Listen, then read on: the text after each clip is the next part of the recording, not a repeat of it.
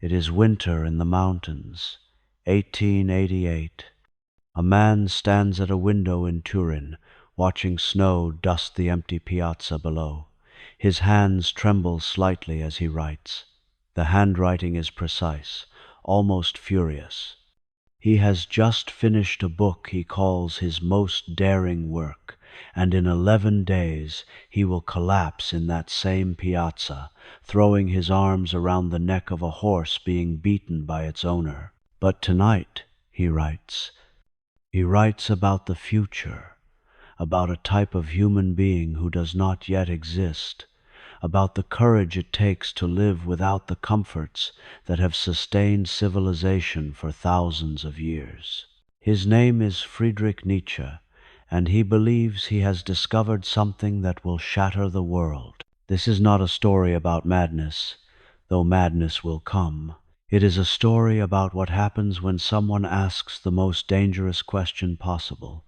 What if everything we believe about good and evil, about truth and meaning, about the purpose of existence itself, what if all of it were a beautiful lie we told ourselves to survive? And what if, having seen through that lie, we could still say yes to life? Nietzsche spent his life as a philosopher of questions, not answers. Born in 1844 inches, a small Prussian village, the son of a Lutheran pastor who died when Friedrich was only 4, he grew up surrounded by the certainties of faith. He studied theology. He was expected to follow his father into the church. But something happened. He encountered the ancient Greeks, and they changed everything. In the tragedies of Sophocles and the fragments of Heraclitus, he found a people who stared directly into the suffering and chaos of existence without flinching. They did not need a God who promised redemption. They did not need a heaven to justify the pain of being alive. They made art instead. They danced. This discovery became the seed of everything Nietzsche would write. A simple but revolutionary idea that life does not need to be justified by anything beyond itself, that meaning is not discovered but created, that the highest human achievement is not obedience to divine law but the courage to become who you are. But such courage has a cost. To embrace this vision, Nietzsche realized, you would first have to let go of every consolation, every moral certainty, every story that promised fairness or ultimate justice. You would have to stand, alone, in what he would come to call the death of God, the collapse of all transcendent values, and still find the strength to affirm existence. Not because it is good, but because it is yours. Over the next 2 hours, we will walk together through the landscape of Nietzsche's thinking, not as scholars analyzing a dead philosopher, but as fellow travelers encountering ideas that still burn with uncomfortable relevance. Ideas about power and weakness, about truth and lies, about the hidden forces that shape our morals and our desires. We will meet the Superman, the Ubermensch, a figure who haunts the future like a promise or a warning. We will confront the eternal recurrence, a thought experiment so profound that Nietzsche believed it could serve as a test for everything you do. And we will try to answer the question Nietzsche spent his life circling: how do you live when there is no script, no cosmic authority, no guarantee that your suffering means anything at all? There is a reason his books feel dangerous. They were written by someone who believed philosophy should not comfort you. It should transform you. It should make you stronger, or it should break you. In the quiet of these hours, as you rest, these ideas will unfold like a waking dream. Some will challenge you, some will disturb you, some may change how you see the world when morning comes. Because Nietzsche was never interested in helping you sleep better. He wanted to wake you up. Long before Nietzsche wrote his most famous works, before the Superman and the death of God, he made a discovery about art that would shape everything to come. It began with a simple question: why did Greek tragedy move people so deeply? What was it about the plays of Aeschylus and Sophocles that allowed an entire culture to stare directly at fate, at suffering, at the cruelty of the gods, and come away not broken, but exalted? In his first book, The Birth of Tragedy, written when he was only 27, Nietzsche proposed an answer that no one had considered. Greek art, he argued, was born from the tension between two opposing drives. He called them the Apollonian and the Dionysian, after two gods who represented fundamentally different approaches to existence. Apollo was the god of light, of form, of beautiful illusion. He represented the human need for order, clarity, and boundaries. The Apollonian impulse is what creates sculpture and epic poetry, what gives shape to chaos, what allows us to see the world as comprehensible, even beautiful. It is the dream. Dionysus, on the other hand, was the god of wine, of ecstasy, of intoxication and dissolution. He represented the raw, formless energy of life itself, the surge of instinct, the breaking of boundaries, the loss of the individual self in the primal unity of existence. The Dionysian impulse is what creates music and dance, what shatters the illusion of separateness, what reminds us that beneath our civilized surfaces lies something wild and unchained. It is the truth. Most cultures, Nietzsche observed, privilege one over the other. They either impose strict order and repress the chaotic energies of life, or they dissolve into formless ecstasy and lose the capacity for creation. But the Greeks, at their peak, had done something extraordinary. They had found a way to hold both forces in tension. In tragedy, the Apollonian world of individual heroes and noble ideals confronts the Dionysian reality of suffering, fate, and meaninglessness. The hero struggles, the hero falls. And yet, through the beauty of the art itself, through the music and poetry and spectacle, the audience experiences a strange affirmation. They see that life is terrible, and they say yes to it anyway. This insight became the foundation of Nietzsche's mature philosophy. He would spend the rest of his life asking, how do we affirm life in its totality, with all its suffering and injustice and cruelty, without resorting to comforting lies? How do we become Dionysian without descending into chaos? How do we remain Apollonian without fleeing into illusion? Think of your own life for a moment. There are times when you need order, structure, boundaries. You need the Apollonian clarity that allows you to plan, to build, to create something that will endure. You need the dream of yourself as a coherent, purposeful being. But there are also times when that structure feels like a prison, when you need to let go, to lose yourself, to remember that you are not just a tightly controlled individual, but part of something larger, stranger, more primal. You need the intoxication. Most people, Nietzsche believed, live too much in one mode. They either over-control, becoming rigid and life-denying, or they overindulge, becoming scattered and self-destructive. The challenge is to dance between both, to be Apollonian enough to create, to be Dionysian enough to destroy what no longer serves. This is not a balance. Balance suggests a static middle point, a compromise. What Nietzsche was describing is more like a rhythm, a dynamic interplay, a willingness to move between order and chaos as life demands. The Greeks understood this in their art, but they also understood it in their festivals. In the rituals of Dionysus, respectable citizens would drink, wear masks, lose themselves in music and dance, and then return to their ordered lives, renewed. They made space for the god of madness.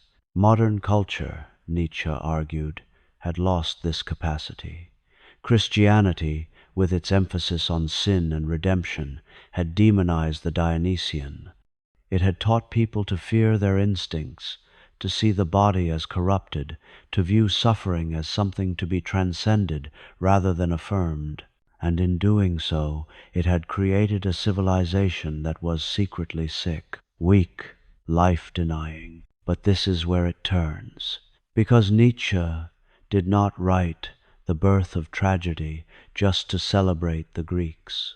He wrote it to issue a challenge to his own time. He believed that art, real art, Dionysian art, could heal the sickness of modernity.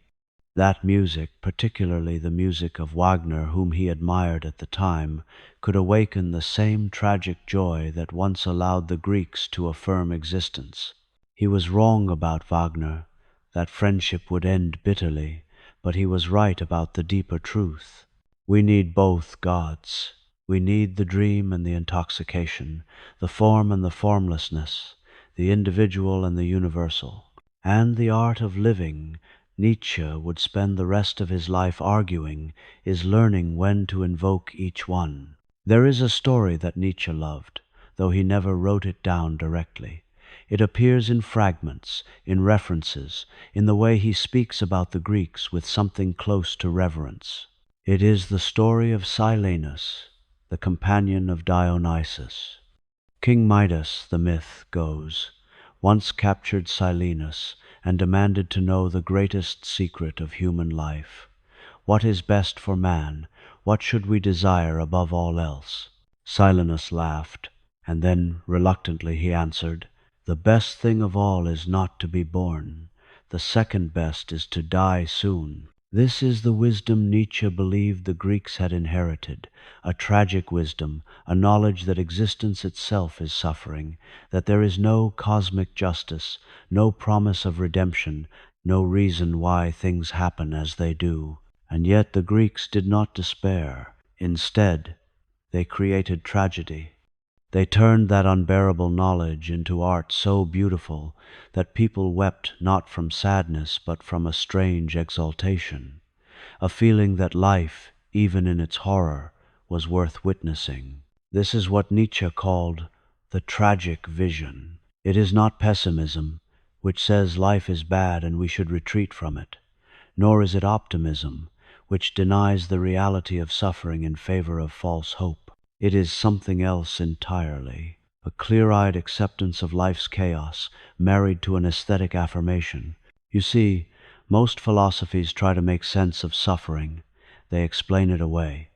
They say it serves a purpose, that it builds character, or tests faith, or will be rewarded in an afterlife. They turn pain into a stepping stone towards something better. The Greeks, at their peak, did not do this. They looked at Oedipus, who killed his father and married his mother through no fault of his own, whose every attempt to escape his fate only drove him deeper into it, and they did not say, "This is unfair." They did not demand a happy ending. They watched him blind himself and stumble into exile, and they called it beautiful, because the beauty was not in the events. It was in the form, in the poetry, in the music, in the collective experience of witnessing something true about the human condition.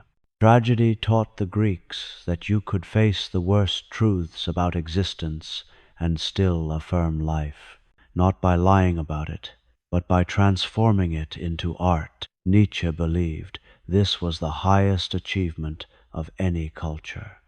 Not its technology or its wealth or its moral systems, but its capacity to affirm life aesthetically, even when life offers no rational justification for that affirmation. And he believed that Christianity, with its promise of salvation, had destroyed this capacity. Christianity said, "Suffering is not meaningless. It is a test. Endure it, and you will be rewarded in heaven." On the surface, this seems kind, compassionate even, but Nietzsche saw it as something darker, a refusal to face reality, a retreat into comforting fantasy. Christianity, he argued, taught people to devalue this world in favor of an imaginary one. It made existence itself into something to be endured rather than celebrated. It turned life into a waiting room for death, and in doing so, it robbed humanity of its tragic nobility. The Greeks, by contrast, had no illusions. They knew the gods were capricious. They knew heroes fell. They knew that wisdom often came too late to save you. But they went to the theater anyway. They watched the old stories, year after year, and each time they left with something renewed in them.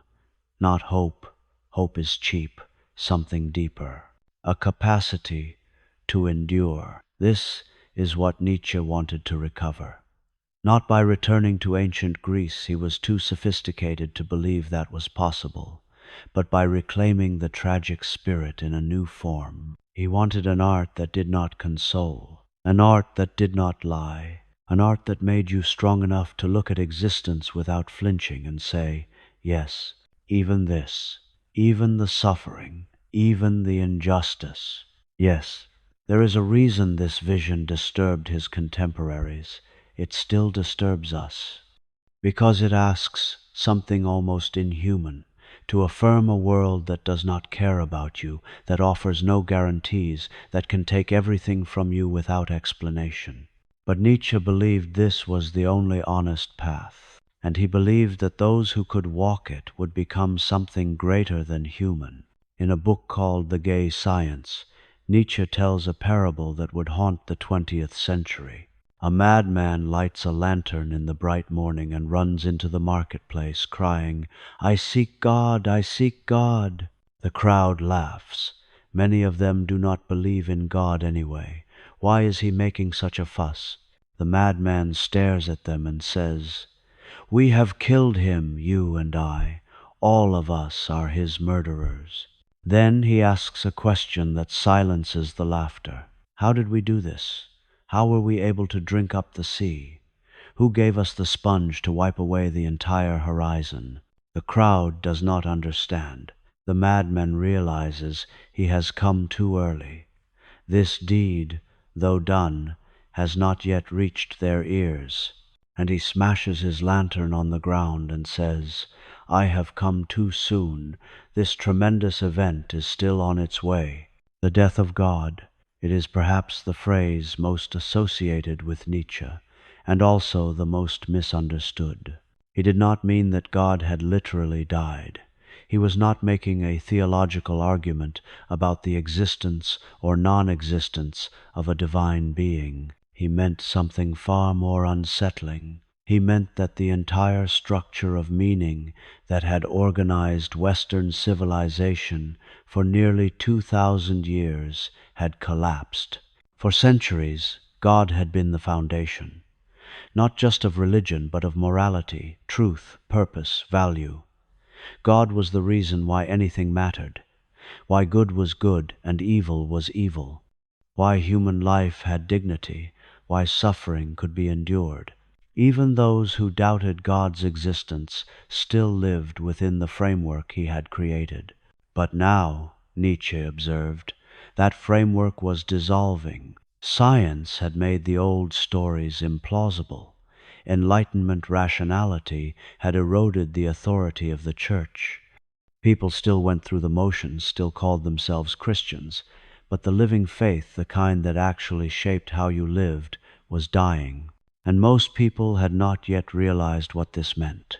They thought you could simply discard the belief in God and keep everything else. Keep Christian morality, with its emphasis on compassion and equality and human dignity, but without the metaphysical foundation that had justified those values. Nietzsche saw this as naive, dangerous, even because if there is no God, he argued, then there is no objective morality, no cosmic justice, no inherent meaning to existence. No reason why one way of living is better than another, except that we choose to make it so.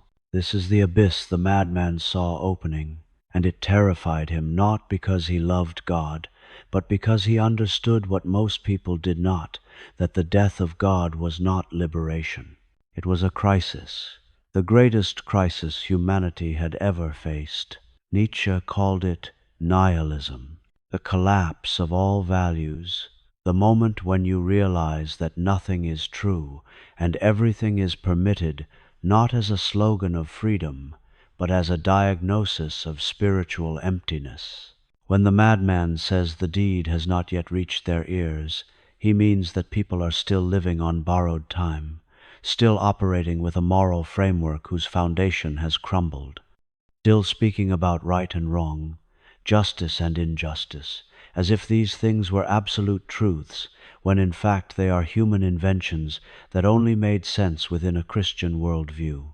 And when that realization finally spreads, when the death of God is fully acknowledged, what then? This is the question that drives everything Nietzsche wrote. He saw three possible responses.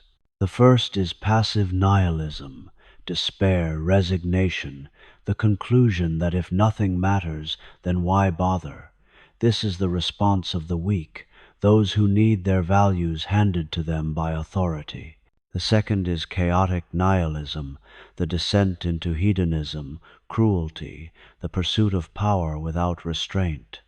This is the response of the resentful, those who were only kept in check by fear of divine punishment. But there is a third possibility, active nihilism, the recognition that we must now create values ourselves.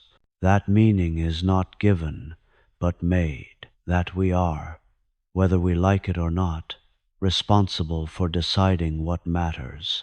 This is the path Nietzsche believed humanity must take, not a return to old certainties, but a leap into something new, the courage to stand in the void and say, I will create meaning here. But such courage is rare, and Nietzsche knew it. Most people, he predicted, would flee back into old comforts, into new forms of religion, or into political ideologies that promised the same certainties God once provided. They would rather have any meaning, even a destructive one, than face the terror of meaninglessness.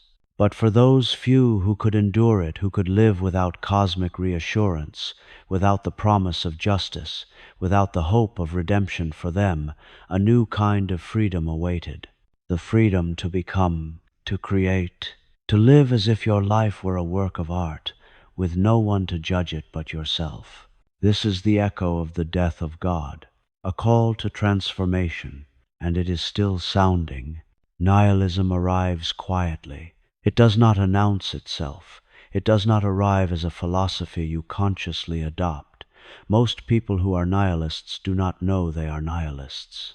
They only feel it, a flatness, a sense that nothing truly matters, that their work is just motions, their relationships just distractions, their achievements just ways to pass the time before death. They keep going because stopping seems harder, because there are bills to pay and people who depend on them and routines that carry them forward.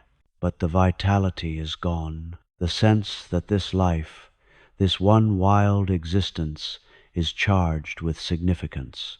That is nihilism, Nietzsche would say, not the dramatic declaration that nothing matters, that is still too energetic, too committed, too alive. True nihilism is quieter than that. It is the exhaustion of meaning itself.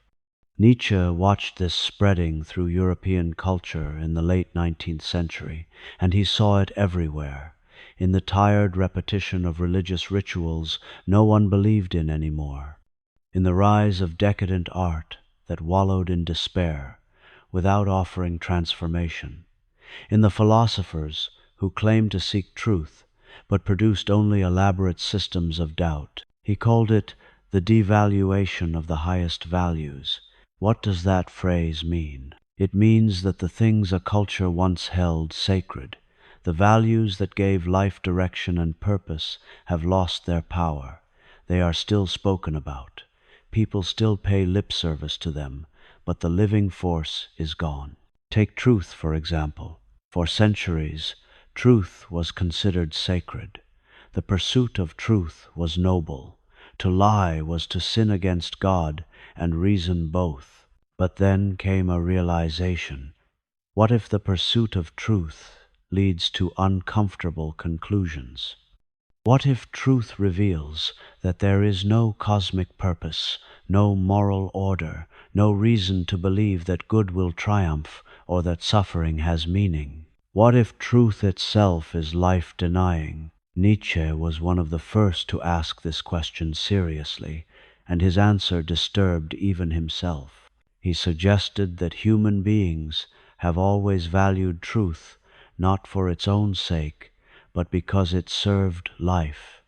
We evolved to see patterns, to make predictions, to believe in causes and effects, because those beliefs helped us survive. But what if some truths do not serve life? What if some truths, once known, make existence unbearable? Then, perhaps, Nietzsche suggested, we need illusions more than we need truth. Perhaps the art of living requires a selective blindness, a willingness to believe in things that are not strictly true, but that make life worth living. This is nihilism's deepest edge, not the claim that nothing is true, but the suspicion that truth itself might be the enemy of life. And yet Nietzsche did not embrace comfortable lies. He called himself a nihilist, but of a special kind. An active nihilist, someone who acknowledges the collapse of values but does not despair, someone who sees it as an opportunity. Because if the old values are dead, then we are free to create new ones.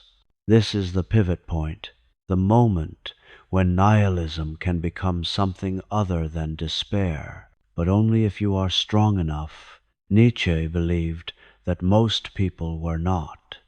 Most people, he argued, would respond to the collapse of meaning by seeking new authorities to tell them what to believe.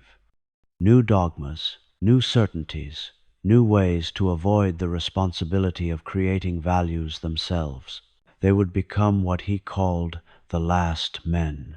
The last men are those who have given up on greatness. They want comfort, security, ease. They do not want to struggle or risk or create. They want life to be painless and predictable. They have made themselves small because smallness feels safe. Nietzsche wrote about them with a kind of horrified pity. He imagined a future where humanity had become entirely composed of last men, people who blinked at you in confusion when you spoke of passion or ambition or the possibility of becoming something greater. We have discovered happiness, they would say, and by happiness they meant the absence of suffering, the elimination of risk, the smoothing out of every edge that might cut or challenge or transform. It is a vision that feels uncomfortably familiar. Look around at modernity, at the ways we optimize for comfort, at the ways we medicate every discomfort, insulate ourselves from every risk, demand that life be fair and pain-free and comprehensible. Are we becoming the last men? Nietzsche would say yes, but he would also say it is not inevitable, that there is another path, the path of those who can endure nihilism without fleeing into new certainties, who can stand in the void and begin the work of creation, the work of deciding what matters, even when nothing objectively matters, the work of saying yes to life, even when life offers no justification for that yes. This is the challenge nihilism presents, not to answer it with philosophy or logic or new belief systems, but to answer it with your life, to become the kind of person who creates meaning rather than discovers it, to become, in Nietzsche's language, an artist of existence. What drives you, not on the surface, not the goals you tell yourself or others, but underneath, in the place where your deepest energies move, what is the fundamental force? Nietzsche spent much of his mature life circling this question, and he arrived at an answer that was both simpler and stranger than anything the philosophical tradition had offered before. He called it the will to power. These three words have caused more confusion, more deliberate misinterpretation, more damage than perhaps any other phrase in Nietzsche's work. They were seized by fascists and twisted into an ideology of domination. They were used to justify cruelty and conquest and the grinding of the weak beneath the strong. But that is not what Nietzsche meant, not even close. To understand the will to power, you must first understand what Nietzsche was arguing against. For Schopenhauer, the philosopher Nietzsche had once admired, the fundamental drive of all existence was the will to live a blind, insatiable striving that produced only suffering. The wise response, Schopenhauer argued, was to deny that will, to extinguish desire, to seek a kind of extinction. For Darwin and the evolutionary biologists, life was driven by the will to survive and reproduce. All behavior, ultimately, could be traced back to these biological imperatives. Nietzsche rejected both views. He argued that life is not fundamentally about survival. It is about growth, about expansion, about overcoming resistance and creating something new. A living being, Nietzsche wrote, wants above all to discharge its strength. Life itself is will to power. But power here does not mean power over others. It means the power to become, to create, to overcome obstacles, including obstacles within yourself, to transform and grow and express your nature in ever more sophisticated ways. Think of a plant pushing through concrete. It is not trying to dominate the concrete.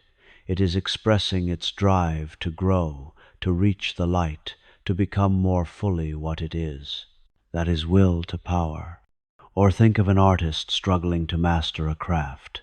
The struggle itself, the resistance, the failure, the slow accumulation of skill is not something to be avoided.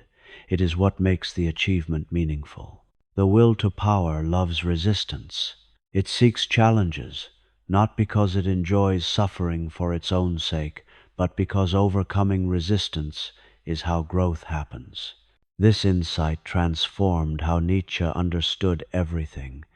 Morality, he realized, was not about following divine commands or rational principles. It was a manifestation of will, to power an attempt by certain groups or individuals to impose their values on others. Truth was not objective and eternal. It was a tool, a perspective that served the will to power of those who shaped it. Even suffering, even pain, even the things we most want to avoid, all of it could be reinterpreted as fuel for growth, as resistance to push against, as material for creation.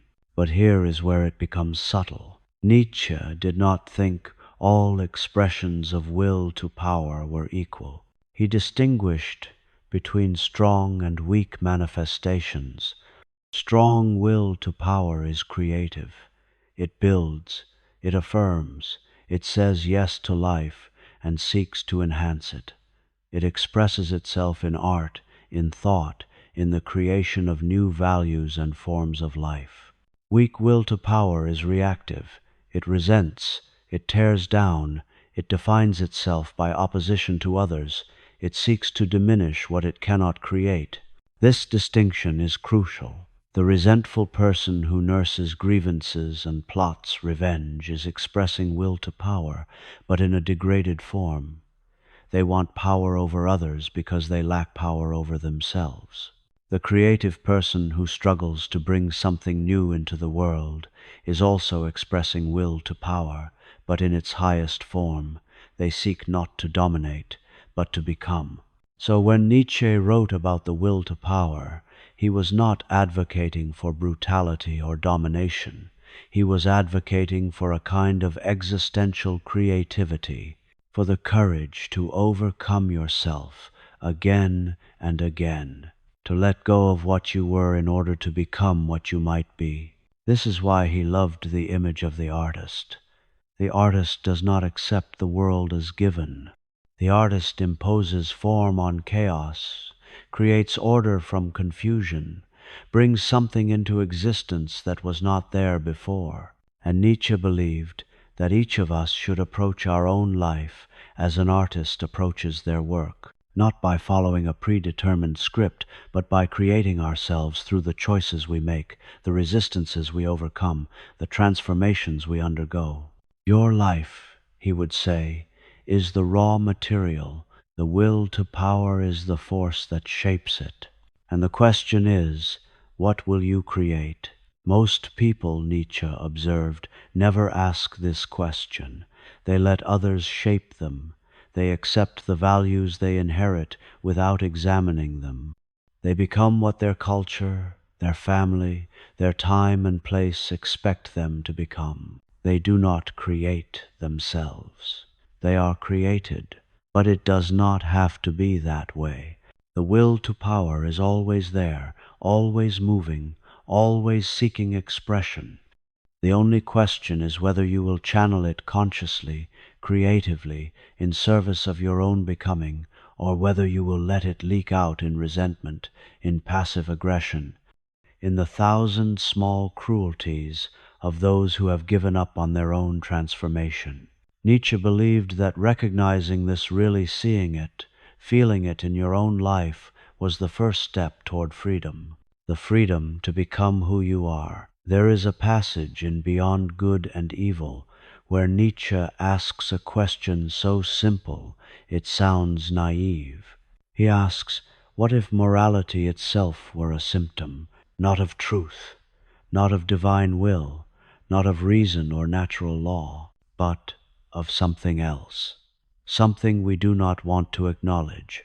What if morality, the way we have practiced it, is a sign of weakness? This is the disturbing core of Nietzsche's ethical revolution. He was not interested in improving morality, in making better ethical systems, in finding the correct principles to live by. He wanted to step outside morality entirely and ask, what is this thing doing? What needs does it serve? What kind of people created it, and why? And his answer shocked his contemporaries. He argued that what we call morality in the West, the emphasis on compassion, selflessness, humility, the denial of instinct, the valorization of suffering, is not a timeless truth about right and wrong. It is the creation of the weak, a system designed to protect those who could not protect themselves. Now, before you react, understand what Nietzsche is not saying. He is not saying that compassion is bad or that cruelty is good. He is not proposing a simplistic reversal where the strong should trample the weak. He is saying something more subtle and more challenging.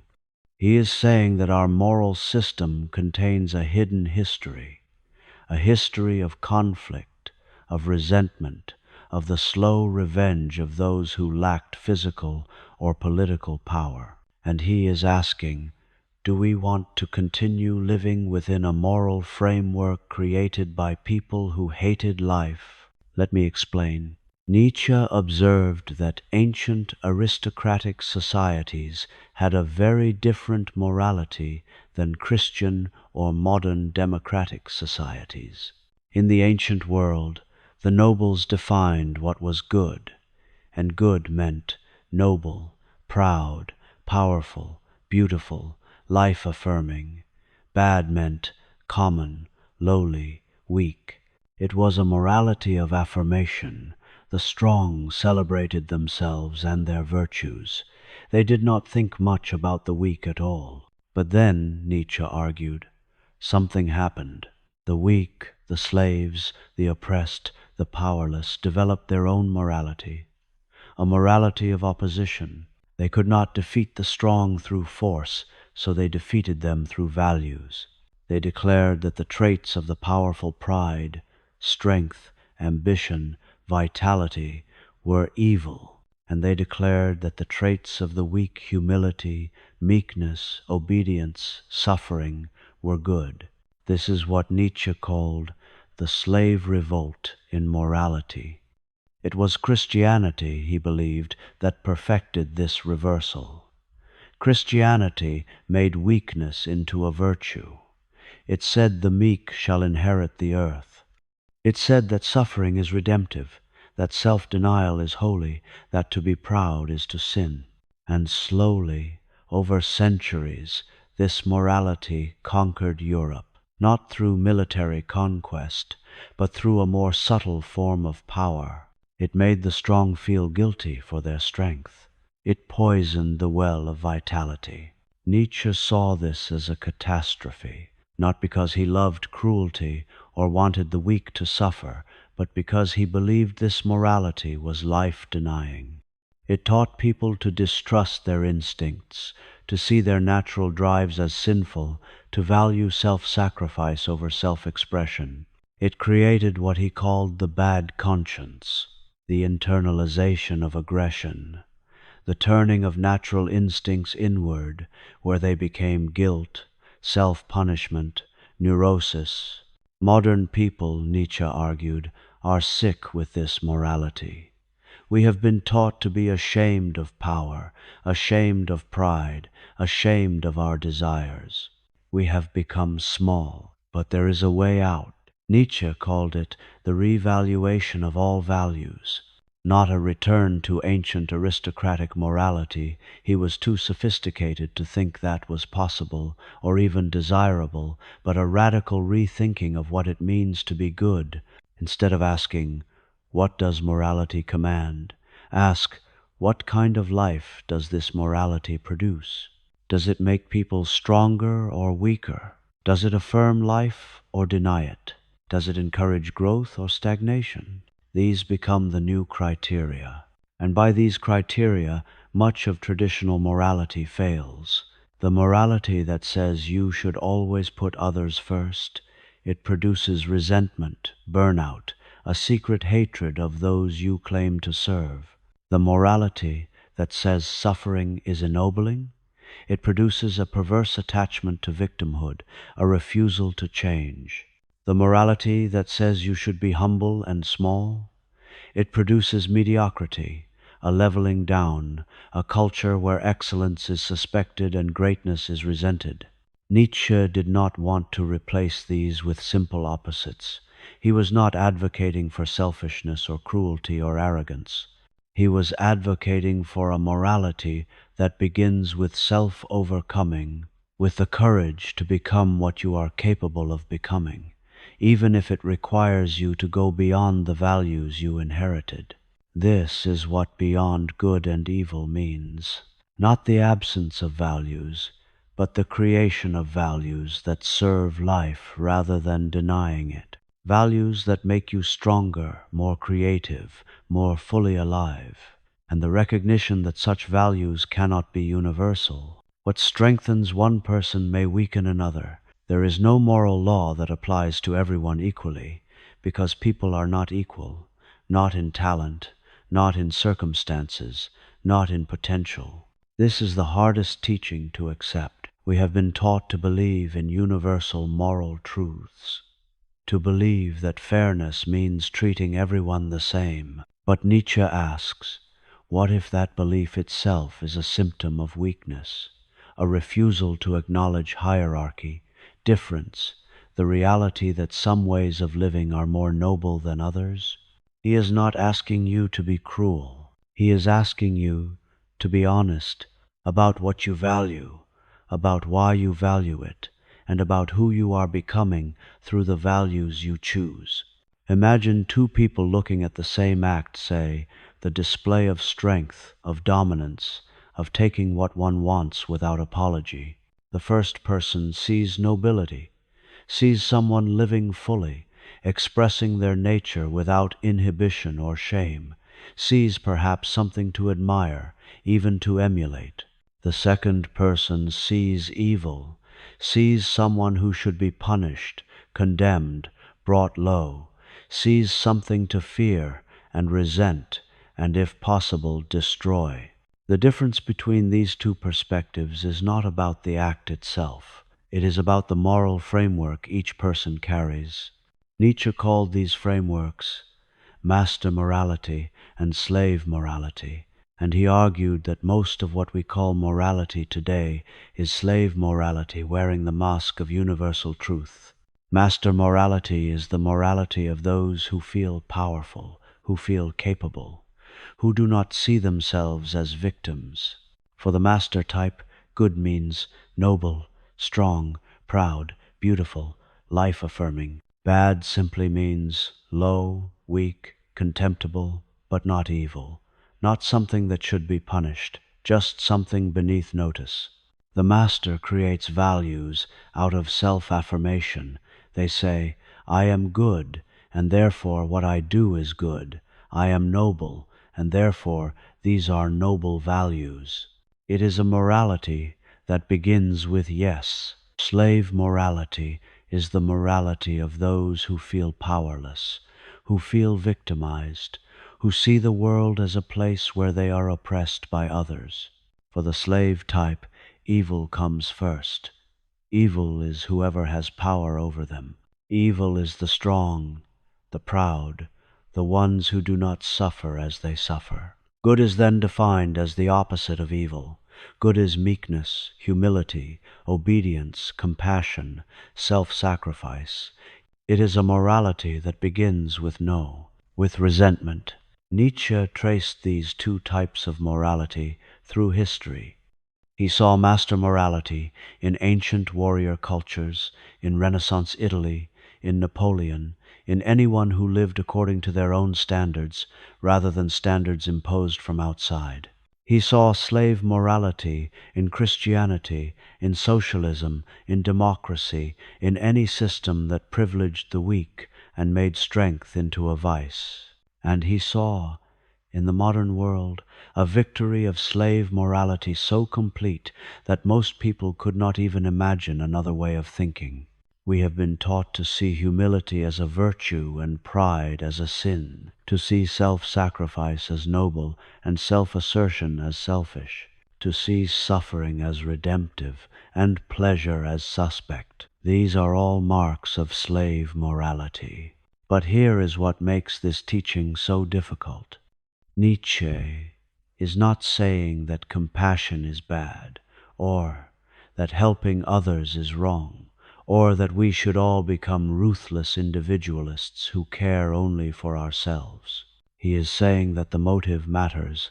Do you help others from abundance, from a place of strength and generosity, or do you help others because you have been taught that self-denial is virtuous, and you are seeking moral credit or avoiding guilt? Do you practice compassion because you have overcome your own suffering and can now extend that wisdom to others? Or do you practice compassion because you identify with suffering, because you see yourself as a victim, and you want the world to acknowledge your pain? The first is master morality. The second is slave morality, and they look almost identical on the surface. Both involve helping others, both involve compassion, but the inner state, the underlying drive, is completely different. Master morality gives from fullness. Slave morality gives from resentment, expecting something in return, at minimum, the moral high ground. Nietzsche believed that modern culture had become dominated by slave morality, not because it was true, but because it was effective. It was a form of psychological warfare. The weak could not defeat the strong through force, so they defeated them through guilt. They made strength shameful. They made pride sinful. They made the powerful feel bad for their power. And slowly, over centuries, the strong internalized these values. They became conflicted, ashamed, weakened from within. This, Nietzsche argued, is the real meaning of Christian morality.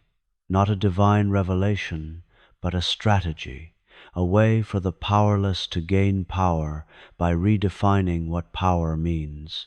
And it worked so thoroughly that we can barely imagine what master morality would look like today. But Nietzsche could imagine it. He imagined a person who had gone beyond resentment, beyond the need to see themselves as a victim, beyond the demand that others validate their suffering. A person who took responsibility for their own strength, their own values, their own life. A person who did not need to tear others down in order to feel elevated, who did not need to make others feel guilty in order to feel virtuous, who could say yes to their own power without apology. This is not easy. Most of us have been so thoroughly shaped by slave morality that the very idea of affirming our own strength feels selfish, wrong, dangerous. We have been taught to distrust our own desires, to see our ambitions as suspect, to feel guilty for wanting more. But Nietzsche asks, what if that guilt is the real prison? What if the path to freedom is not more self-denial, but less? Not more humility, but honest self-affirmation? Not more compassion born of shared suffering, but generosity born of strength?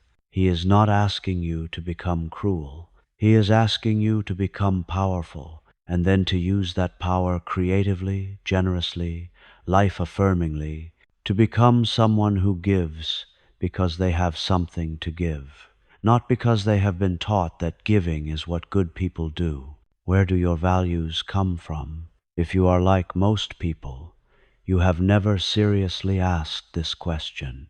You inherited your values from your parents, your culture, your time and place. They feel natural, self-evident, simply true. But what if they are not? What if your values have a history, a story of how they came to be, why they emerged, what needs they served? And what if that story is not noble or pure, but tangled and dark and driven by forces you would rather not acknowledge? This is the question Nietzsche pursued in one of his most brilliant and disturbing works, on the genealogy of morality. He approached morality the way a scientist might approach a species, not asking whether it is good or bad, but asking, how did it evolve? What conditions produced it? What function does it serve? And what he discovered, he believed, was that our moral concepts are not timeless truths. They are weapons.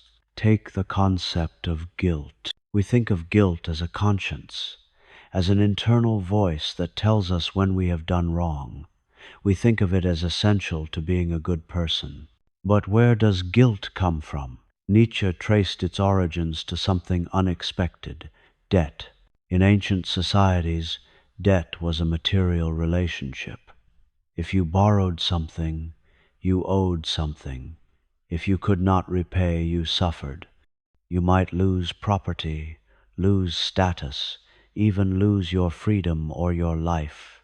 This was a simple external system. You owed, you paid, the account was settled. But then, Nietzsche argued, something shifted. The concept of debt became internalized. It became psychological rather than material. You began to feel that you owed something not to a person, but to the gods, to your ancestors, to the moral order itself. And this debt could never be fully repaid. No matter how much you sacrificed, no matter how good you were, you remained guilty. Christianity perfected this system. It taught that you were born guilty. Original sin meant you inherited a debt you could never repay. Only through faith and grace, which were gifts, not achievements, could you be saved. But the guilt remained, always there, always reminding you of your unworthiness, always making you grateful for the mercy you did not deserve. Nietzsche saw this as psychological enslavement. Guilt, in this form, serves no practical purpose. It does not make you a better person. It makes you a dependent person. It makes you need forgiveness from an authority outside yourself. It makes you controllable. This is the pattern Nietzsche found again and again. moral concepts that present themselves as objective truths but actually serve very specific psychological and social functions. Humility, for example. We are taught that humility is a virtue, that it is good to think of yourself as small, unimportant, no better than anyone else. But who benefits from your humility? Not you. You do not become more capable, more creative, more alive by thinking of yourself as worthless. Others benefit. Those in power benefit, because humble people do not challenge authority, do not demand more, do not believe they deserve greatness. Humility, Nietzsche argued, is a tool of control. Or, consider the idea that suffering is redemptive, that pain makes you a better person, that what does not kill you makes you stronger. This is one of Nietzsche's most famous lines, but it is often misunderstood. He did not mean that all suffering makes you stronger. He meant that some people, those with a certain type of will, can transform suffering into strength, can use it as fuel for growth. But the Christian idea that suffering is inherently good, that it brings you closer to God, that you should seek it out or at least embrace it when it comes, Nietzsche saw this as perverse, as a way to make people accept their oppression, to make them passive in the face of injustice, to convince them that their pain serves a higher purpose, so they should not resist. It is a morality designed to keep people from fighting back. This genealogical method, tracing values back to their origins, is one of Nietzsche's most powerful tools. Because once you see the history, once you understand the forces that created a value, it loses its aura of inevitability. You can begin to ask, is this a value I want to keep? Does it serve my life, my growth, my becoming? Or is it a remnant of someone else's agenda, a way of controlling me that I have internalized so deeply I mistake it for my own voice? This is not comfortable, because the genealogical method does not stop with religious values. It extends to everything: democracy, equality, human rights, compassion. All of these can be traced back to specific historical moments, specific power struggles, specific victories of one type of person over another. And Nietzsche asks, are these values making us stronger, or are they making us weaker? Are they helping us become more fully alive, or are they teaching us to be smaller, safer, more controlled? He does not offer simple answers, because the answer will be different for each person. A value that weakens one person might strengthen another. But the point is to ask the question, to stop accepting your values as given and start examining them as choices, because that is what they are. Choices made long ago by people who are not you, in response to conditions that are not yours.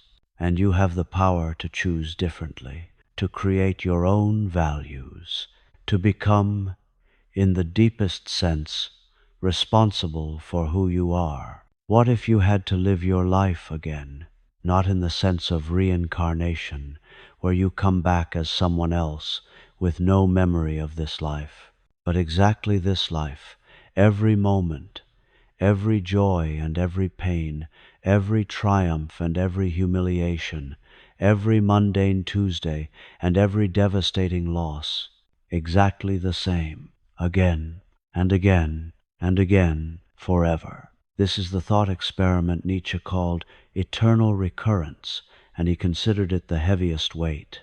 He first introduced it in The Gay Science, in a passage that reads almost like a nightmare. What if some demon crept after you one day or night and said, "This life as you now live it and have lived it, you will have to live once more and innumerable times more, and there will be nothing new in it. But every pain and every joy and every thought and sigh must return to you all in the same succession and sequence." Would you not throw yourself down and gnash your teeth and curse the demon who spoke thus? Or have you once experienced a tremendous moment when you would have answered him, "You are a god, and never have I heard anything more divine. This is the test, not of whether you believe in eternal recurrence. Nietzsche probably did not think it was literally true, though he speculated about it in his notebooks, but of how you live. Because if you could will the eternal return of your life, if you could say yes to living it again and again forever, then you are living in a way that affirms existence. But if the thought horrifies you, if you would do anything to avoid living this life again, then something is wrong. You are living in a way that even you do not value. Think about that for a moment. How would you feel if you learned that you must live this life exactly as it is, eternally? Not after you improve things, not after you fix your mistakes, not in some future version where everything is better. This life. Now, would you say yes? Most people, Nietzsche believed, would not. Most people are living lives they secretly despise. Lives filled with obligations they resent, relationships they maintain out of habit, work that drains them, pleasures that do not satisfy. They tell themselves they are waiting for retirement, for success, for the right person, for the moment when life finally begins. But life is not waiting. This is it. And if you are living in a way that you would not want to repeat eternally, then you are betraying yourself. Eternal recurrence is not a doctrine to believe in. It is a mirror, a way to see your life clearly without the comforting lies you tell yourself, without the excuse that things will be different someday. If you had to live this exact day again and again forever, would you change anything? And if so, why are you not changing it now? Nietzsche used this thought experiment to separate people into two types. Those who would be crushed by the eternal return, who would see it as a curse, are living against themselves. They are shaped by guilt, by resentment, by values imposed from outside. They are, in essence, still slaves. But those who could embrace eternal recurrence, who could say yes to every moment, including the worst ones, are different. They have achieved what Nietzsche called Amor Fati, the love of fate, the ability to look at your life, all of it, the suffering and the joy, the mistakes and the victories, and say, I would not change any of it, because it made me who I am. This is not passive acceptance, not resignation, not the grim endurance of someone who has given up. It is active affirmation, the recognition that your life, with all its pain and chaos and randomness, is yours. And you can either spend it wishing things were different, or you can embrace what is and transform it into something meaningful. But here is the subtlety. You cannot force amor fati. You cannot simply decide to love your fate and expect it to work. Amor fati emerges as a result of how you live. If you are living in a way that expresses your deepest nature, that uses your strengths, that creates value, then over time you will find yourself able to affirm even the difficult parts, because they were necessary. They shaped you. They gave you the resistance you needed to become strong. But if you are living against yourself, in betrayal of your instincts and potentials, then no amount of positive thinking will make you love your fate. Because your fate, in that case, is the story of your own self-betrayal. Eternal recurrence, then, is both a test and a teaching. It tests whether you are living authentically, and it teaches you what authentic living means. Living in such a way that you could will every moment to recur eternally, not because every moment is pleasant, but because every moment is necessary to the whole, to who you are becoming. Nietzsche believed that those who could pass this test, who could embrace eternal recurrence, were approaching something like enlightenment, not in the Buddhist sense of escaping suffering, but in the opposite sense of affirming suffering as part of what makes life worth living, of seeing that without resistance there is no growth, Without pain there is no transformation. Without loss there is no appreciation. And therefore if you could remove the suffering, you would not, because it would mean removing yourself. This is perhaps the most radical teaching in all of Nietzsche's philosophy, that the goal is not happiness, not comfort, not the elimination of pain. The goal is intensity, richness, the fullness of experience, the courage to live in such a way that you could look back on your life and say, without hesitation, again. In the mountains of northern Italy, Nietzsche had a vision. He was walking near Lake Silvaplana when a thought struck him with such force that he stopped, overwhelmed. He would later call it his highest formula for affirmation, the image that would organize everything he had to say, the image of the Übermensch, the Overman, the Superman, the human who comes after humanity as we know it. This concept, more than any other, has been misunderstood, weaponized, turned into something Nietzsche never intended. It was used by the Nazis to justify their horrific ideology, even though Nietzsche despised nationalism, anti-Semitism, and the herd mentality of mass movements. To understand the Ubermensch, you must first forget everything you think you know. The Ubermensch is not a biological superior race, not a political leader, not someone who dominates others through force. The Übermensch is a possibility, a way of being human that does not yet exist, but could. Nietzsche introduces this concept in Thus Spoke Zarathustra, his most poetic and difficult work. Zarathustra is a prophet who comes down from the mountains to teach humanity, and his first teaching is this: I teach you the Overman. Man is something that shall be overcome. What have you done to overcome him? This is the key. The Ubermensch is not a different species. It is what humanity becomes when it finally takes responsibility for its own values, when it stops looking to gods or traditions or external authorities for meaning and starts creating meaning itself. Think of it this way. For most of history, humans have been children. We have needed parents, gods, kings, moral laws to tell us what to do, how to live, what matters. But now the gods are dead. The old authorities have lost their power, and we face a choice. We can remain children, searching desperately for new authorities to obey, new ideologies, new leaders, new certainties to absolve us of responsibility. Or we can grow up. We can become adults who create our own values, who take responsibility for our own lives, who do not need anyone's permission to become who we are.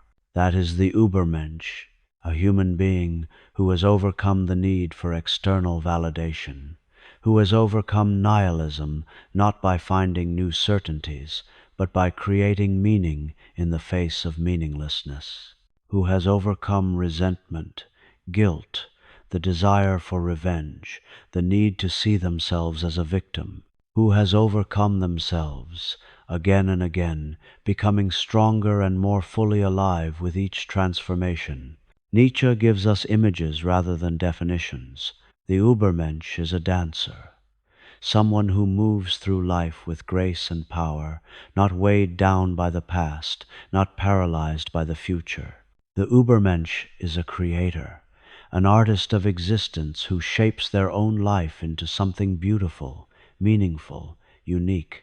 The Ubermensch is a child, not in the sense of immaturity, but in the sense of innocence and play, someone who can create without needing justification, who can say yes to life without needing reasons.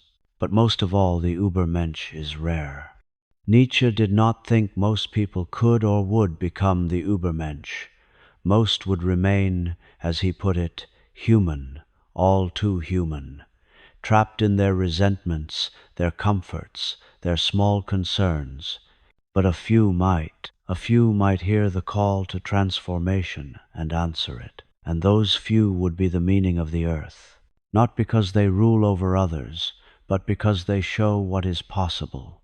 They live in a way that justifies existence itself. They are the proof that life, even without gods or cosmic meaning, can be worth affirming. Now, you might ask, how do I become the Übermensch? And Nietzsche would say, that is the wrong question. You do not become the Ubermensch by following a method or a set of rules. There is no 10-step program to self-overcoming. You become the Ubermensch by living in a way that constantly pushes you beyond what you are, by seeking challenges rather than comfort, by creating rather than consuming, by taking responsibility for your values rather than inheriting them unexamined, by loving your fate, even the difficult parts, because they made you who you are, by testing every choice against eternal recurrence. Would I want to live this moment again and again forever? And slowly, through years of struggle and transformation, you might approach it, not as a destination but as a direction, always becoming, never complete, because the moment you think you have arrived, the moment you become satisfied with who you are, you have stopped growing. And to stop growing is to betray the fundamental drive of life itself, the will to power, the drive to become more. The Ubermensch, then, is not a person but a process, a way of living that is always oriented toward growth, toward overcoming, toward the future. And the teaching is not, become this. The teaching is, humanity must be overcome, and you are the only one who can overcome it in yourself. There is a passage in Zarathustra where Nietzsche describes 3 transformations of the spirit. First, the spirit becomes a camel, a beast of burden that kneels and says, "Heap heavy things upon me." It takes pride in its strength to carry what it is told to carry. It obeys, it endures.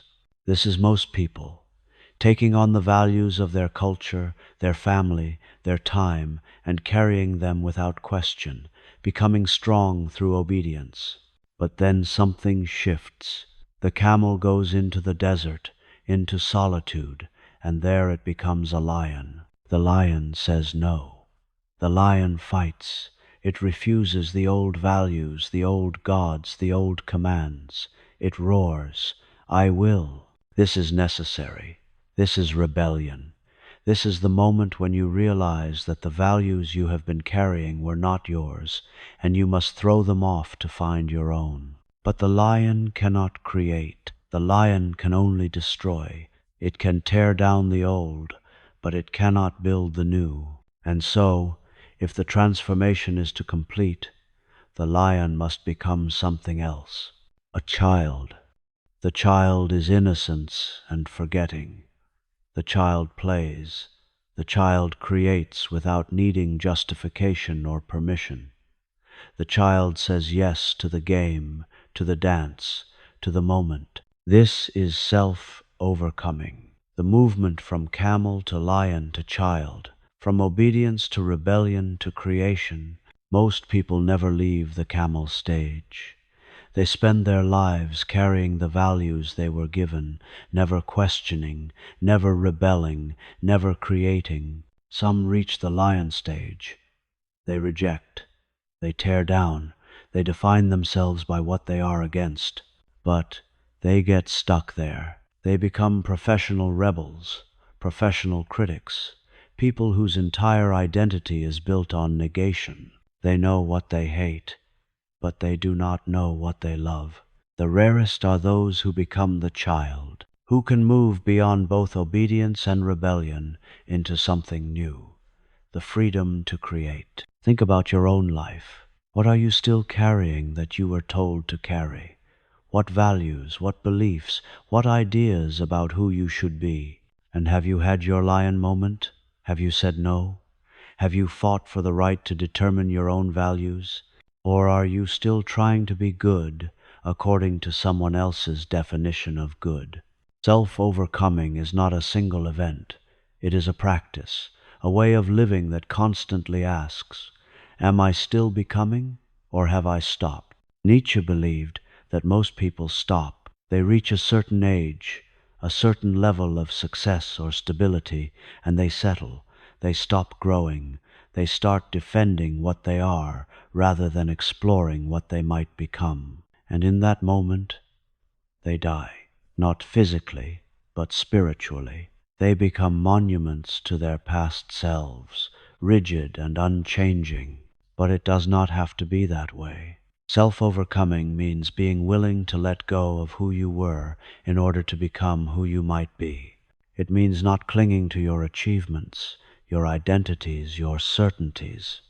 It means living in a state of constant transformation, where nothing is fixed, nothing is final, nothing is sacred except the process of becoming itself. This is terrifying, because it means you can never rest, never say, I have arrived, I am finished, I know who I am. You must always be willing to destroy what you have built if it no longer serves your growth. Always willing to question what you believe if those beliefs are making you smaller. Always willing to risk what you have for what you might become. Nietzsche called this living dangerously. Not physical danger, though that might be part of it, but existential danger. The danger of losing yourself in order to find yourself. The danger of transformation. And he believed this was the only way to live a life worth living. Because safety, comfort, certainty, these things do not make you more alive. They make you less. They make you small and rigid and afraid. But danger, challenge, the willingness to fail, to be misunderstood, to be alone, these things make you strong. They make you real. So the question becomes, what are you still holding on to that you need to let go of? What version of yourself are you clinging to that is keeping you from becoming something greater? What would you need to risk in order to grow? And are you willing? Because self-overcoming is not something that happens to you. It is something you choose. Again and again, in 1,000 small moments, you choose, do I remain who I was, or do I become who I might be? Most people choose safety, and there is nothing wrong with that, Nietzsche would say. Most people are not meant to be self-overcoming. They are meant to be the foundation, the mass, the herd. But if you are someone who cannot be satisfied with safety, who feels the call to grow, to become, to transform, then you have no choice. You must overcome yourself, or you will spend your life feeling like you betrayed your deepest potential. This is not easy. It requires courage. It requires solitude. It requires the willingness to be misunderstood, to be judged, to be alone. But it is the path, and for those who walk it, there is a reward. Not happiness. Happiness is too small, too fleeting, but something better. Intensity, aliveness, the feeling that you are becoming who you were meant to be, that you are not wasting the one life you have, that you are, in Nietzsche's language, creating yourself as a work of art. What if there is no truth? Not in the sense that everything is false, but in the sense that there is no single, objective, God's eye view of reality. Only perspectives. This is one of Nietzsche's most radical ideas, and one of his most easily misunderstood. He called it perspectivism, and it represents a fundamental break with the entire Western philosophical tradition.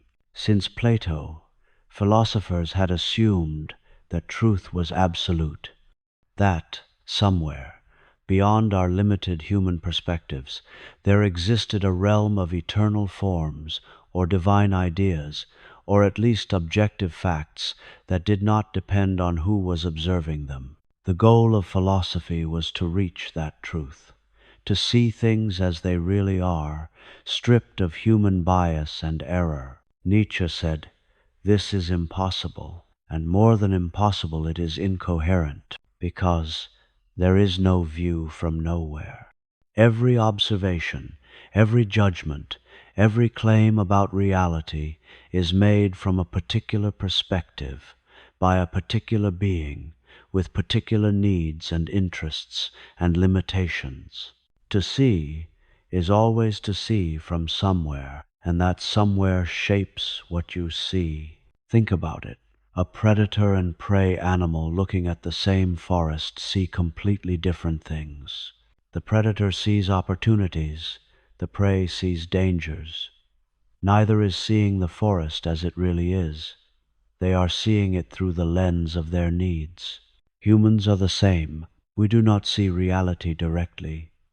We see it filtered through our senses, our concepts, our language, our culture, our personal history, and those filters are not neutral.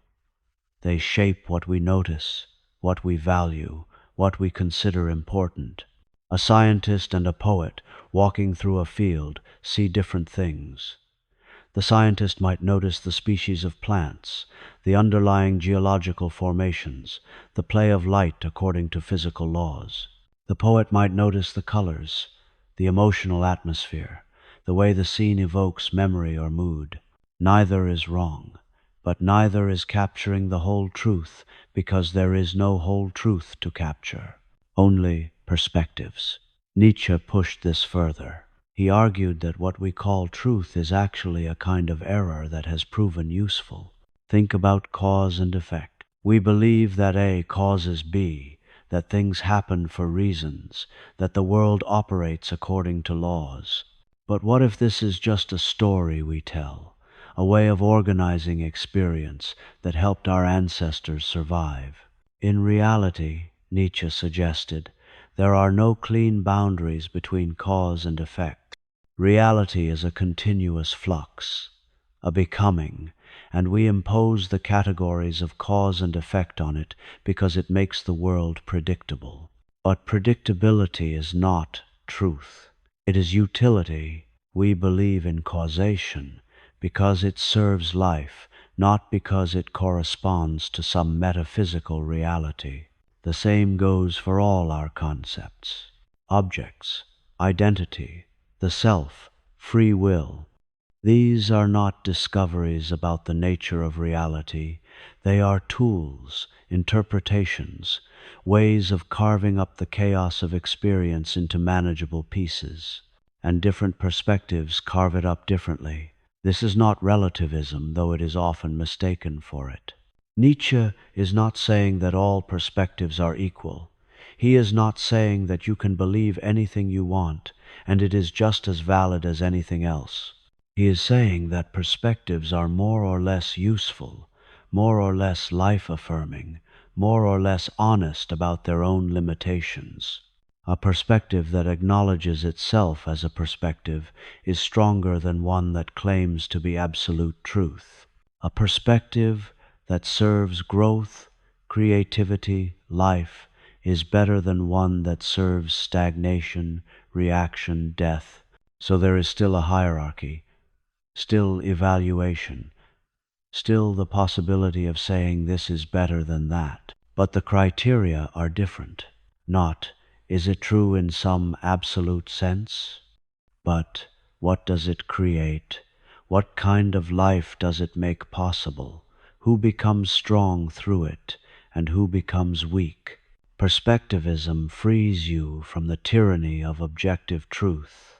It means you do not have to defer to experts, to authorities, to anyone who claims they have access to the real truth, and you do not. You can stand in your own perspective and say, from here, this is how things look, and my perspective is as valid as yours, as long as I am honest about what I see and do not claim to see what I cannot. But it also makes you responsible, because if there is no absolute truth to discover, then the perspectives you choose matter immensely. They shape your world. You might ask, how do I know which perspective to choose? And Nietzsche would say, choose the one that makes you stronger, that opens possibilities rather than closing them, that affirms life rather than denying it. Choose the perspective that allows you to become who you are, not the perspective that is most comfortable or most socially acceptable or most aligned with what you were taught, but the one that serves your growth, and be willing to change perspectives when a new one becomes more useful. This is the art of living, learning to see from multiple angles, to shift between perspectives as needed, to never become rigidly attached to one view, to become, in a sense, fluid. Nietzsche believed this was one of the marks of the Übermensch, the ability to see things from many perspectives without losing yourself in any of them, to be light enough to dance between viewpoints, strong enough to hold your own when necessary. This is freedom, not the freedom to believe anything, but the freedom from believing you have no choice. The freedom to choose your perspective consciously, critically, creatively, and to take responsibility for what that perspective creates in your life. Before Nietzsche wrote his major works, while he was still young and teaching philology, he wrote a short, strange essay called On Truth and Lies in a Non-Moral Sense. It was never published in his lifetime, but it contains one of his most powerful ideas, that language is not a tool for revealing truth, but a tool for creating useful illusions. We think of words as labels, as if there is a thing called a tree, and the word tree refers to that thing, and language is simply a matter of matching words to things. But Nietzsche asked, what is the relationship between the word and the thing? And his answer was disturbing. The thing itself, the tree, is a mass of constantly changing atoms, a flux of energy, a process. It has no fixed boundaries, no essential nature. We perceive it as a tree because our senses deliver certain stimuli, patterns of light, textures, shapes. But those stimuli are already an interpretation. Our eyes do not see the tree as it is. They translate electromagnetic radiation into colors and forms that are useful to us. Then our brain takes those sensory impressions and translates them again into concepts, into the idea of treeness. And then we apply a word. So the word tree is not connected to the thing. It is connected to a concept, which is connected to a sensation, which is connected to a physical process we never directly experience. 3 layers of metaphor. And we forget this. We forget that language is metaphorical all the way down. We start to believe that the word captures the thing, that when we say tree, we are referring to something real and fixed and knowable. But we are not. We are referring to a useful fiction, a way of organizing experience that allows us to survive and communicate and act.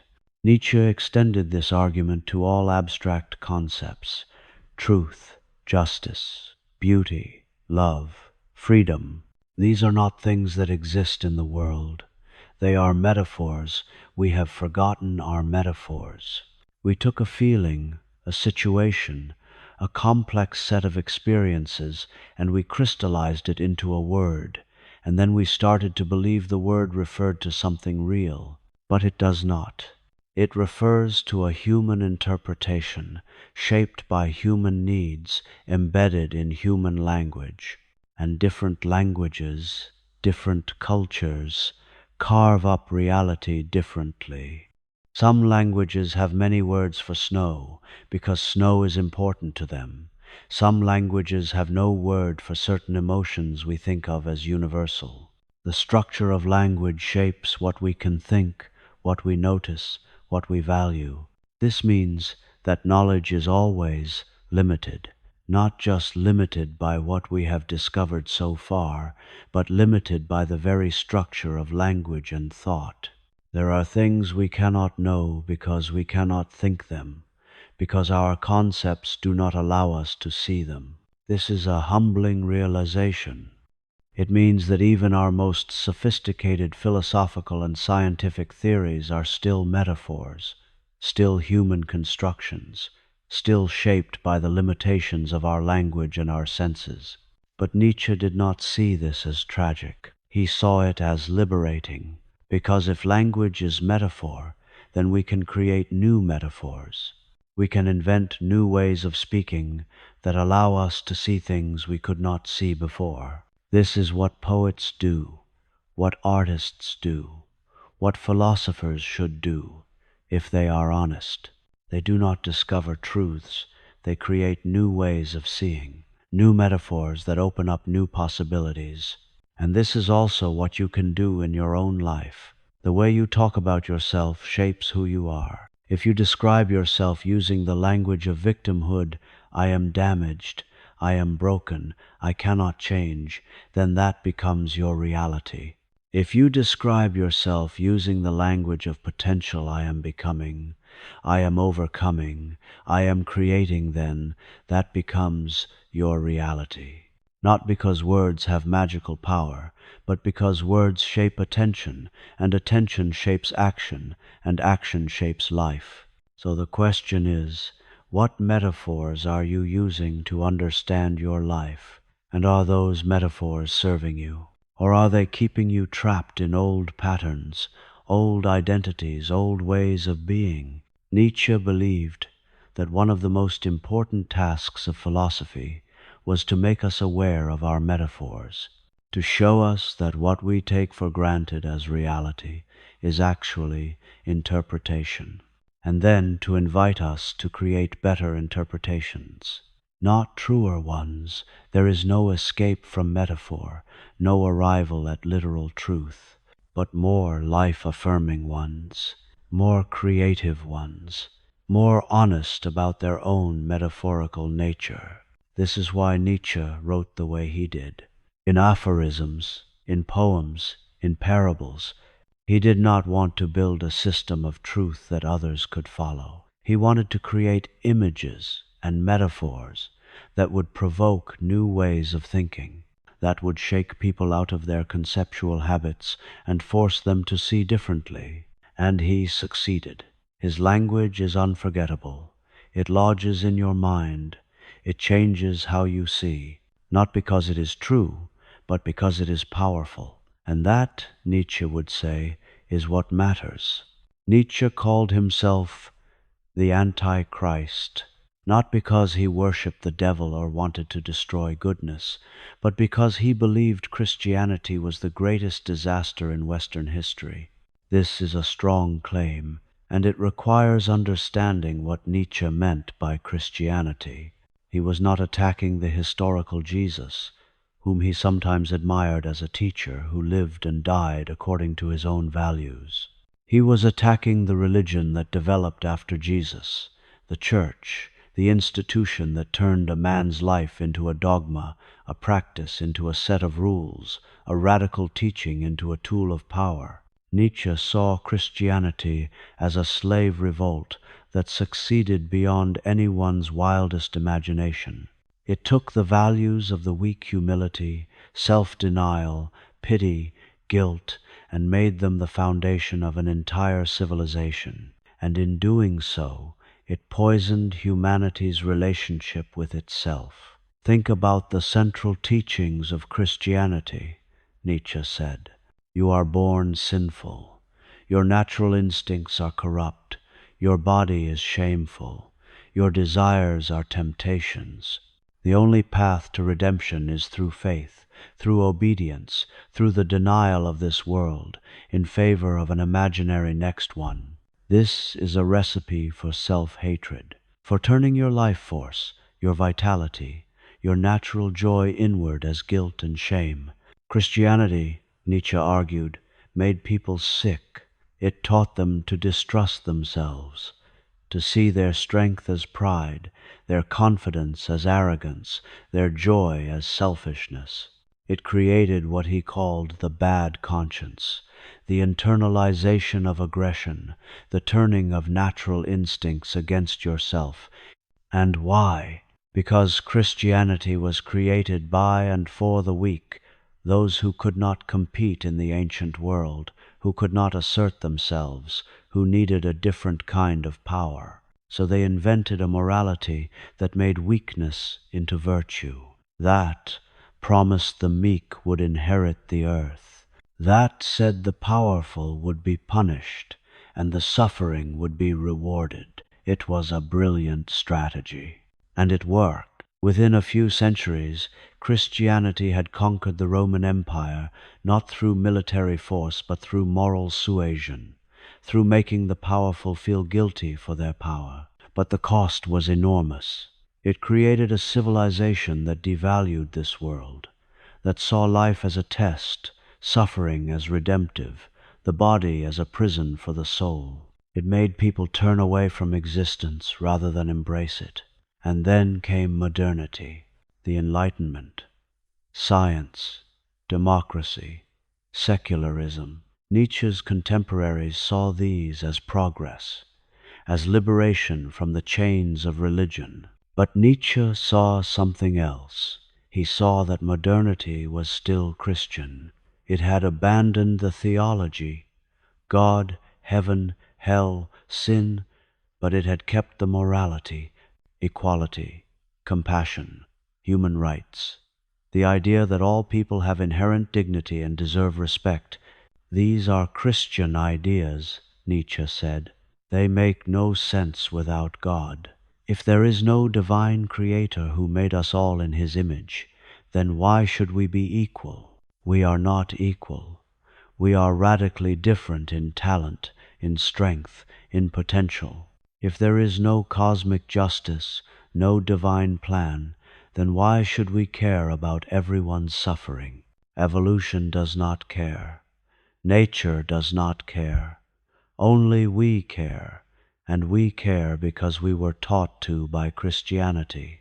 So, modern secular humanism, Nietzsche argued, is Christianity without the courage to admit it. It is trying to preserve Christian values while abandoning the foundation those values rested on, and it cannot work. The values will collapse. And when they do, when people realize that compassion and equality and human dignity are not objective truths, but choices we made, what then? This is the crisis of modernity. This is why Nietzsche said we need a revaluation of all values, not a return to pre-Christian aristocratic values. He was too sophisticated for that, but a new creation.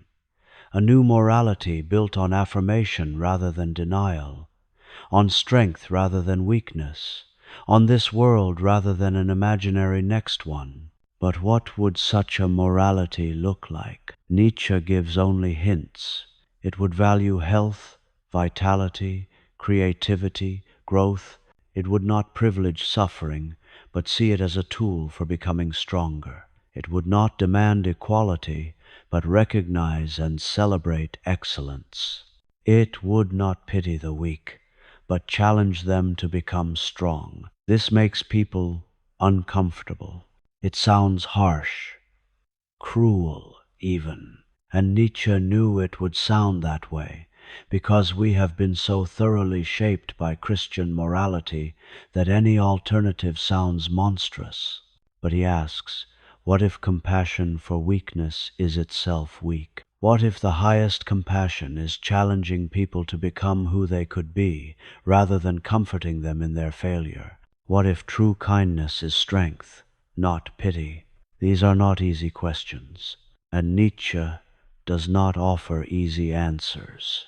He offers a challenge, to think beyond the moral framework we inherited, to ask whether Christian values truly serve life, and to have the courage to create new values if they do not. This is the deepest meaning of his critique, not that Christianity is false truth and falsehood are not the issue, but that Christianity is life-denying, and any philosophy that denies life, Nietzsche believed, should be overcome. Why do people believe what they believe?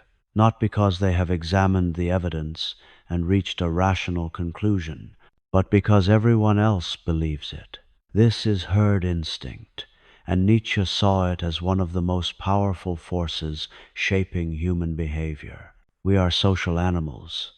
We evolved to fit in, to conform, to adopt the values and beliefs of our group, because for most of human history, being exiled from the group meant death. So we learn to watch others, to mimic them, to feel uncomfortable when we stood out, relieved when we blended in.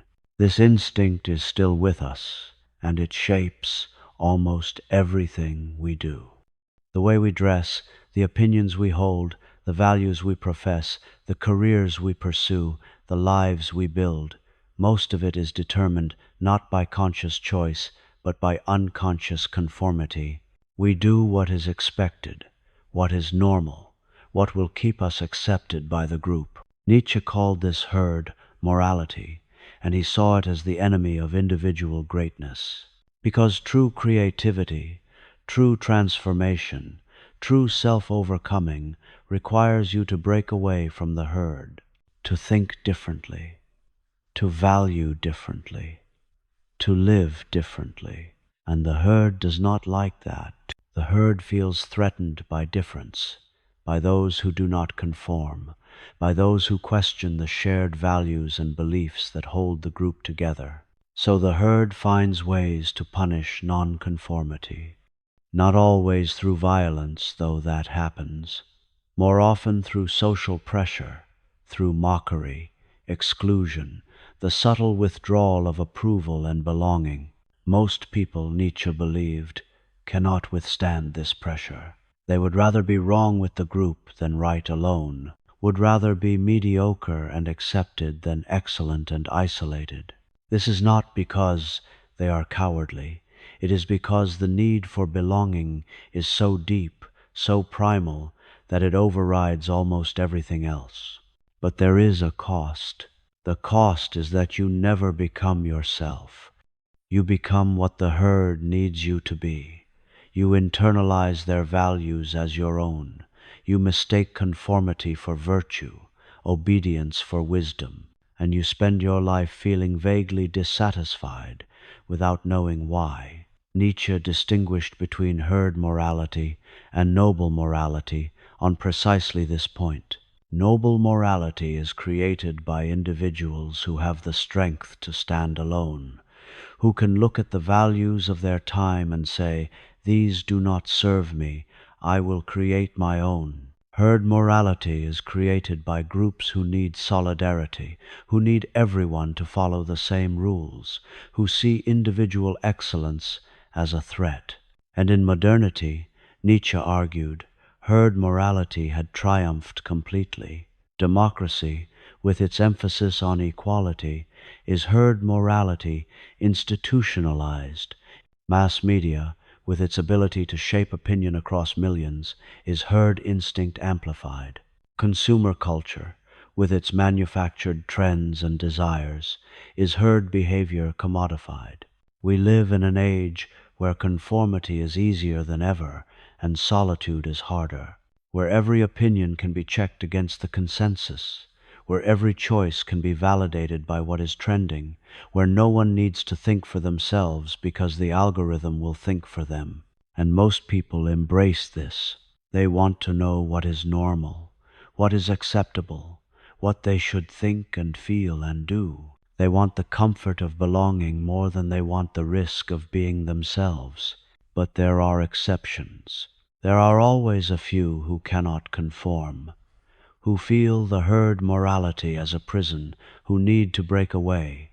Nietzsche called them free spirits, and he wrote for them, not to tell them what to think, but to give them permission to think at all, to show them that the values they were taught are not absolute truths, but historical contingencies, choices made by others that they can unmake, to remind them that the discomfort they feel, the loneliness, the sense of not fitting in, is not a sign that something is wrong with them.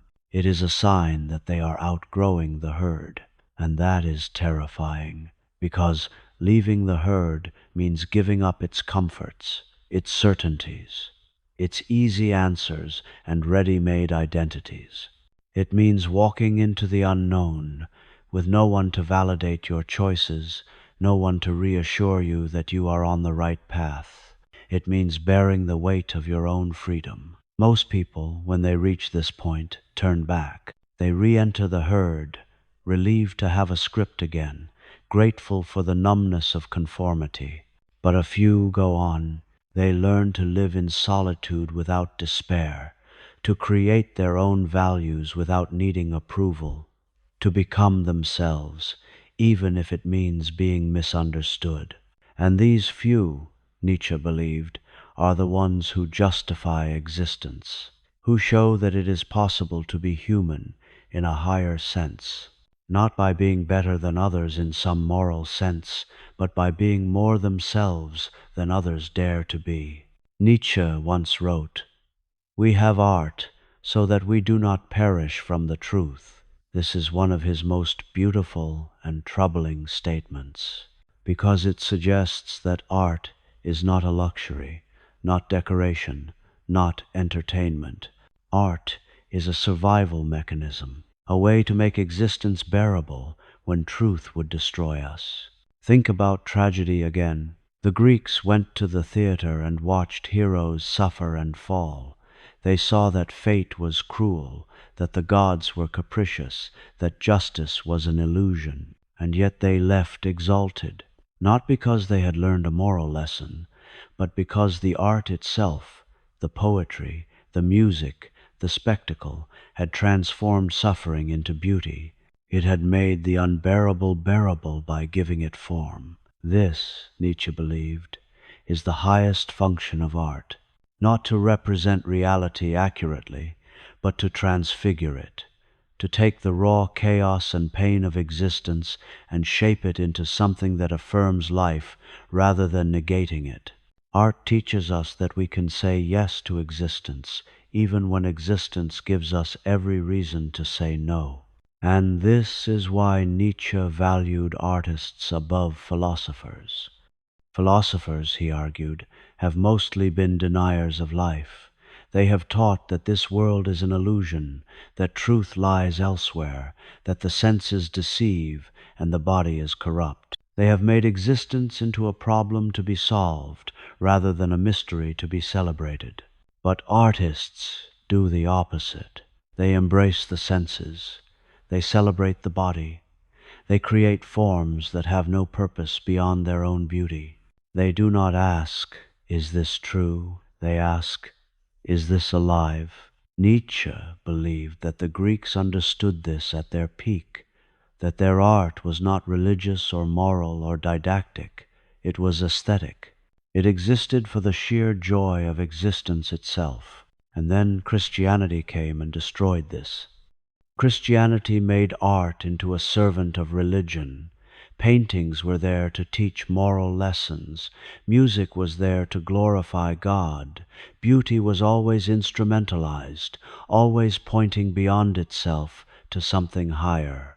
The aesthetic impulse was tamed, moralized, made safe, and Western culture lost something essential. But Nietzsche saw signs of a rebirth.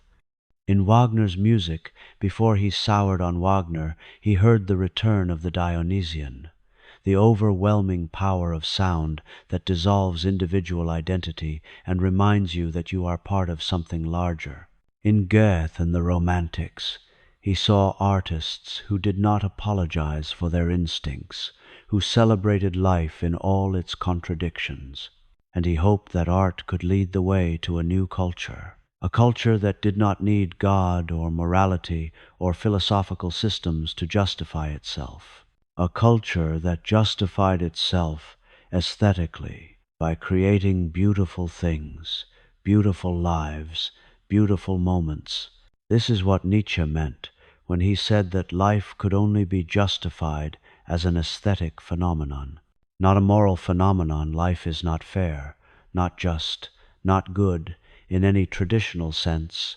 Not a rational phenomenon. Life does not make sense, does not follow laws, does not care about our need for meaning, but an aesthetic phenomenon, something to be appreciated for its own sake, for its beauty, its intensity, its sheer improbable existence, like a dance, like a piece of music, like a work of art.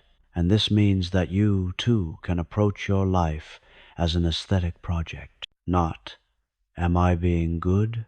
but, "Am I creating something beautiful?" Not, "Am I following the rules?" but, Am I living in a way that feels true, that resonates, that has its own internal coherence and grace? This does not mean being selfish or irresponsible. An artist is not selfish. An artist is dedicated to the work, but the work is the life itself. The shapes you create, the relationships you build, the impact you have, the mark you leave. And the question is not, will others approve? The question is, does this feel right? Does this sing? Does this express what I am trying to become? Nietzsche believed that very few people live this way. Most people live reactively. They respond to circumstances, follow scripts, do what is expected.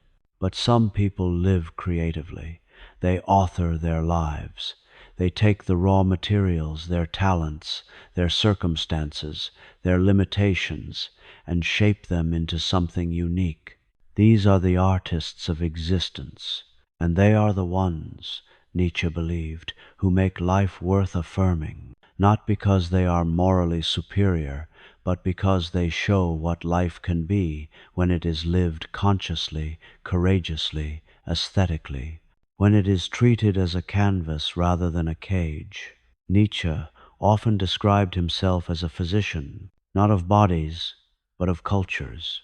He saw his role as diagnosing the sickness of modernity and prescribing a cure. But the cure was not comfortable. Not a pill you could take to make the pain go away. The cure was transformation. Nietzsche believed that European culture in the late 19th century was deeply ill. The symptoms were everywhere: nihilism, exhaustion, the flattening of life into comfort and mediocrity, the rise of mass movements that promised easy answers. But what was the disease? At its root, Nietzsche argued, the disease was life denial, a way of thinking and living that turned against existence itself. This life denial took many forms: religious asceticism, which taught that the body was sinful and this world was a vale of tears; philosophical skepticism, which taught that truth was impossible and meaning was an illusion; political movements that promised utopia if only we could eliminate suffering, inequality, difference. All of these, Nietzsche saw, were symptoms of the same underlying problem: the inability to affirm life as it is, the need to escape, to transcend, to fix, to perfect, the refusal to say yes. And this refusal was making people sick. Physically, they were becoming weaker, more dependent, more fragile. Psychologically, they were becoming depressed, anxious, lost. Spiritually, they were becoming hollow, going through the motions without vitality, without purpose, without joy. Nietzsche's diagnosis was that Western culture had been shaped by forces that hated life, by priests who taught self-denial, by philosophers who taught that this world was inferior to some ideal realm, by moralists who taught that natural instincts were evil, and the result was a culture of the sick, caring for the sick, therapies that did not cure but only manage symptoms, philosophies that did not strengthen but only consoled. So what was the cure? Not more philosophy, not more religion, not more political reform.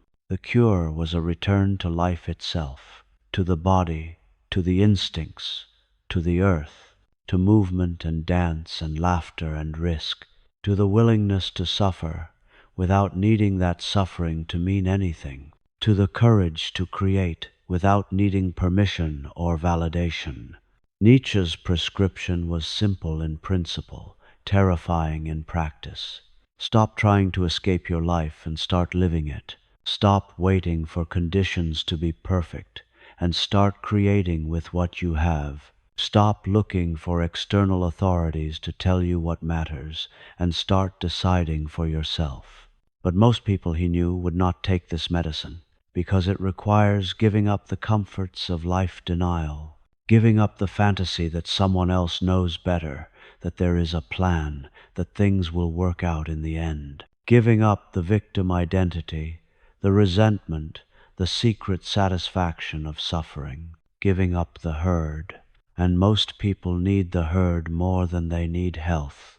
So Nietzsche did not write for most people. He wrote for the exceptions, for those who were already feeling the sickness and were willing to do what it took to get well, for those who could hear his diagnosis not as an attack, but as a challenge to become stronger, to become more alive, to become physicians of their own culture, starting with themselves, because that is how cultural transformation happens, Nietzsche believed.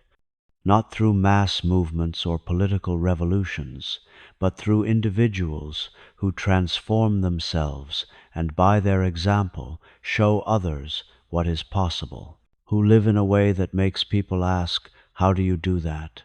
How do you have that much energy, that much joy, that much courage? And the answer is never a formula. It is always by giving up what was making me sick, by stopping the life denial, by saying yes. Thus, Spoke Zarathustra is Nietzsche's strangest book. It is not philosophy in the usual sense. It is poetry, prophecy, parable. It tells the story of Zarathustra, a teacher who goes into the mountains for 10 years, then comes down to share his wisdom with humanity. But his teachings are too radical, too foreign. Most people cannot hear them.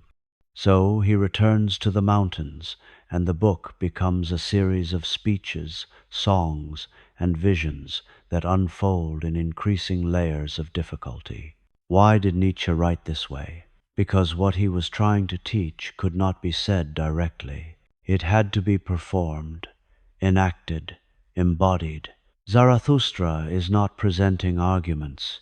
He is offering images, the Overman, the eternal recurrence, the death of God, the three metamorphoses.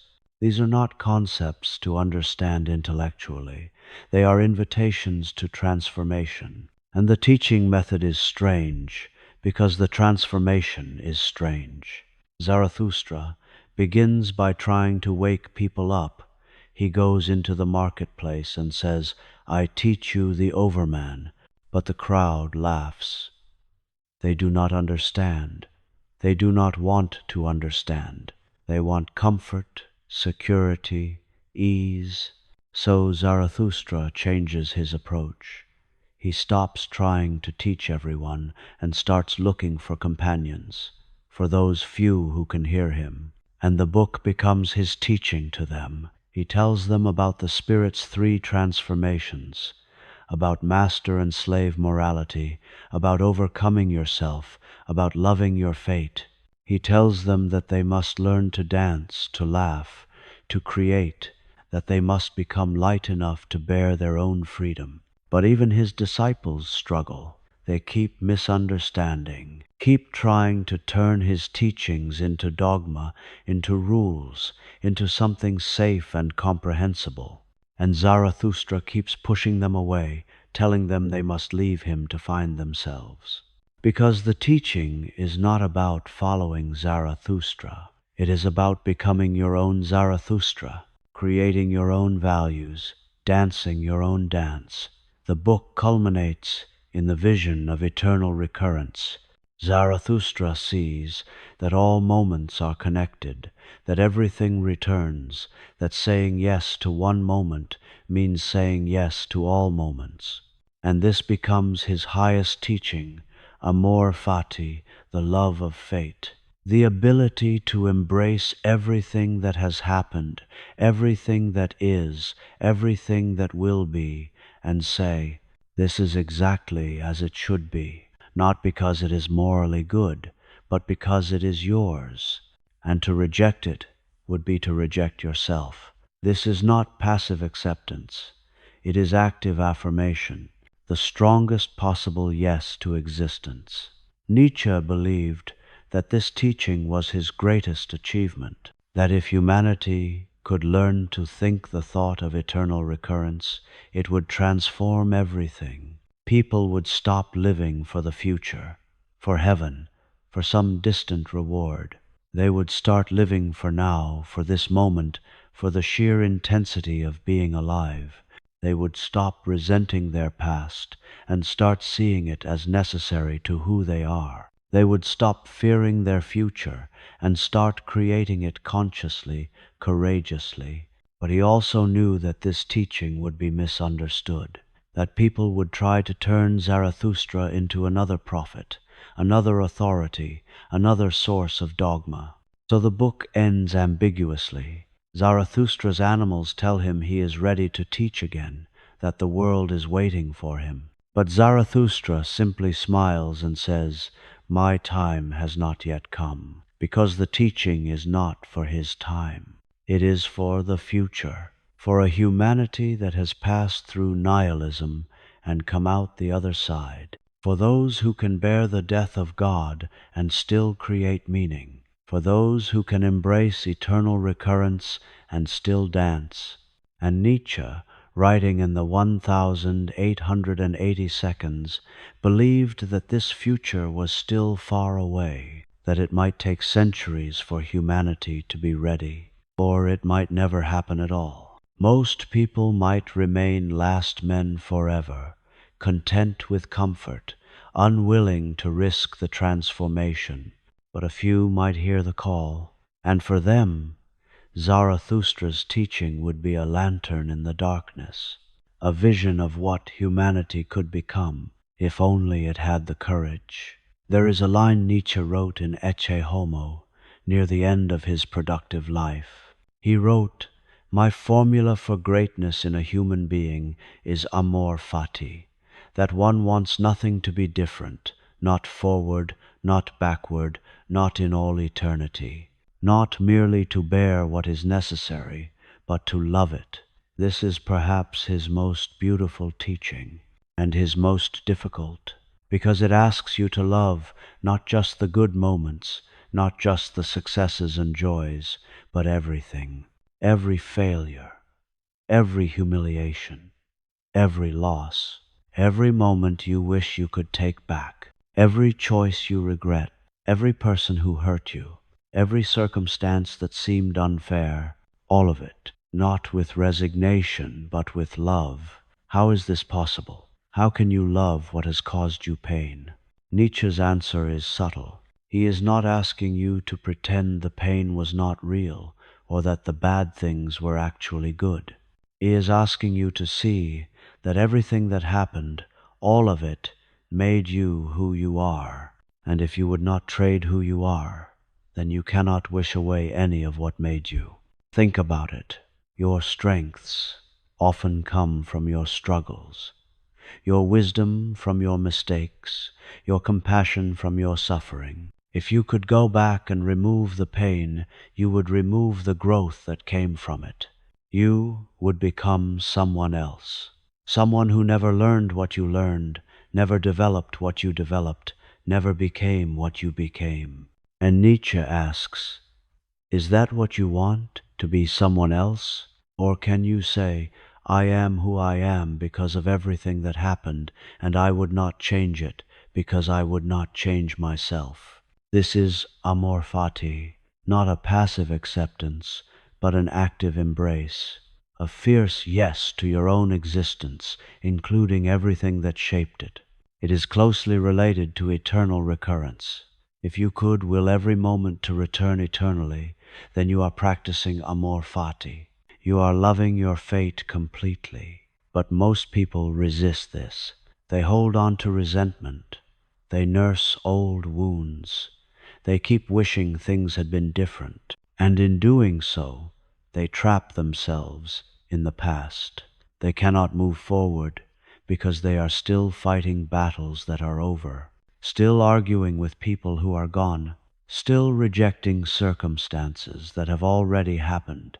Amor Fati is liberation from that trap. It says, what happened, happened.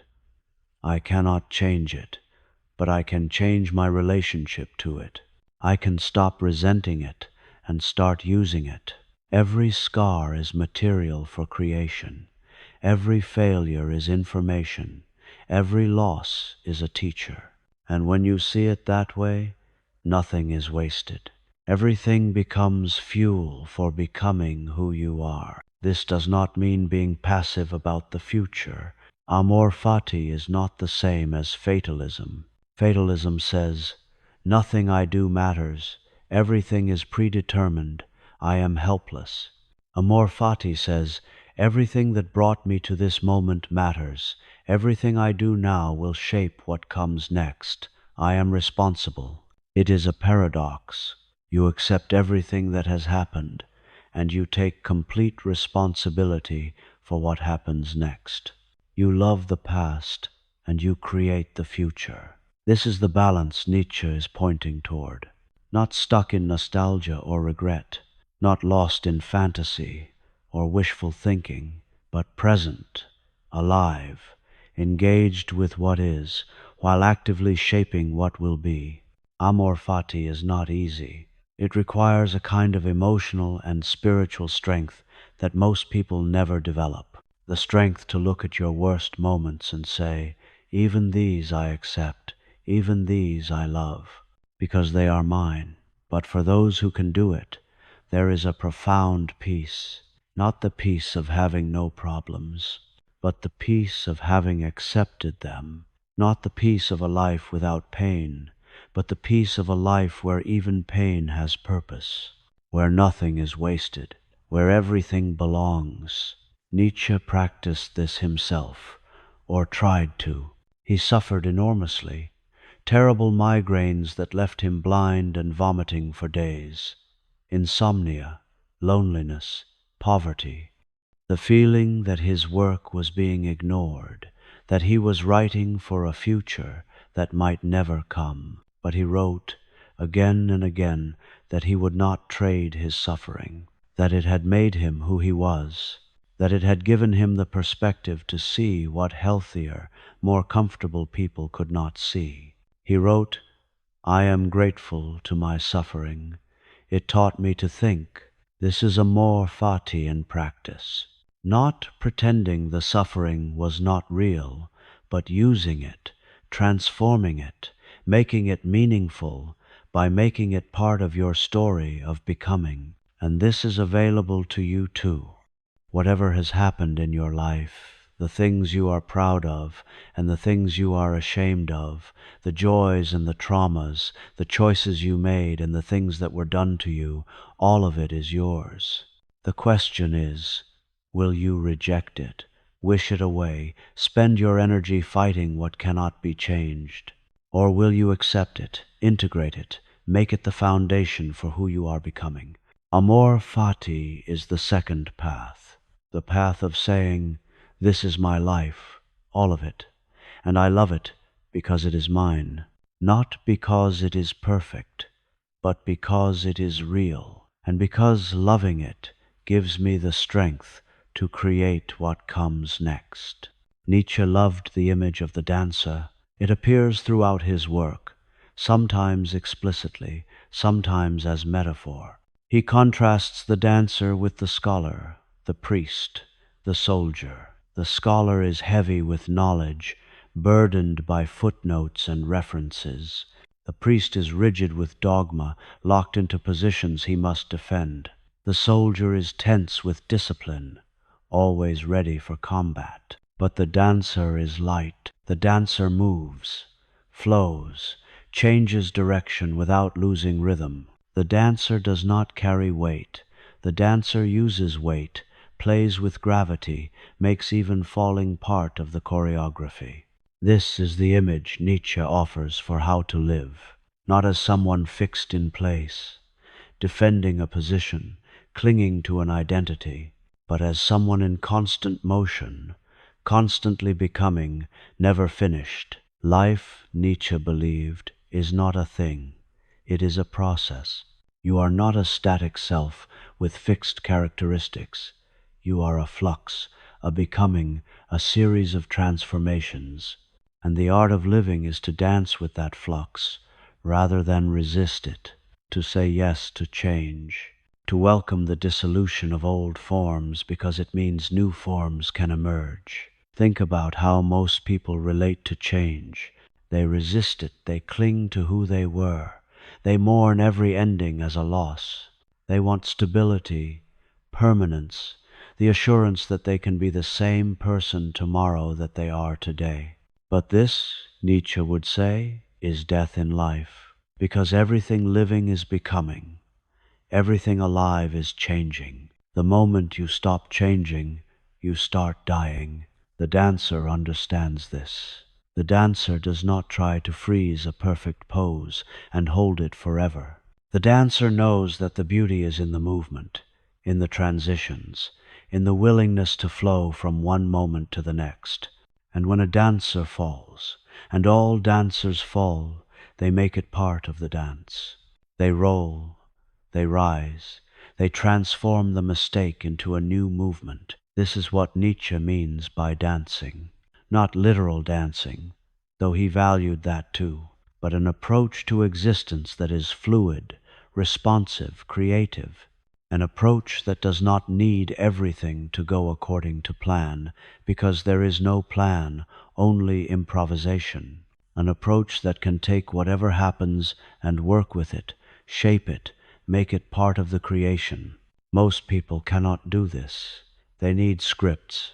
They need to know what comes next. They need life to be predictable. And when life refuses to be predictable, which it always does, they break.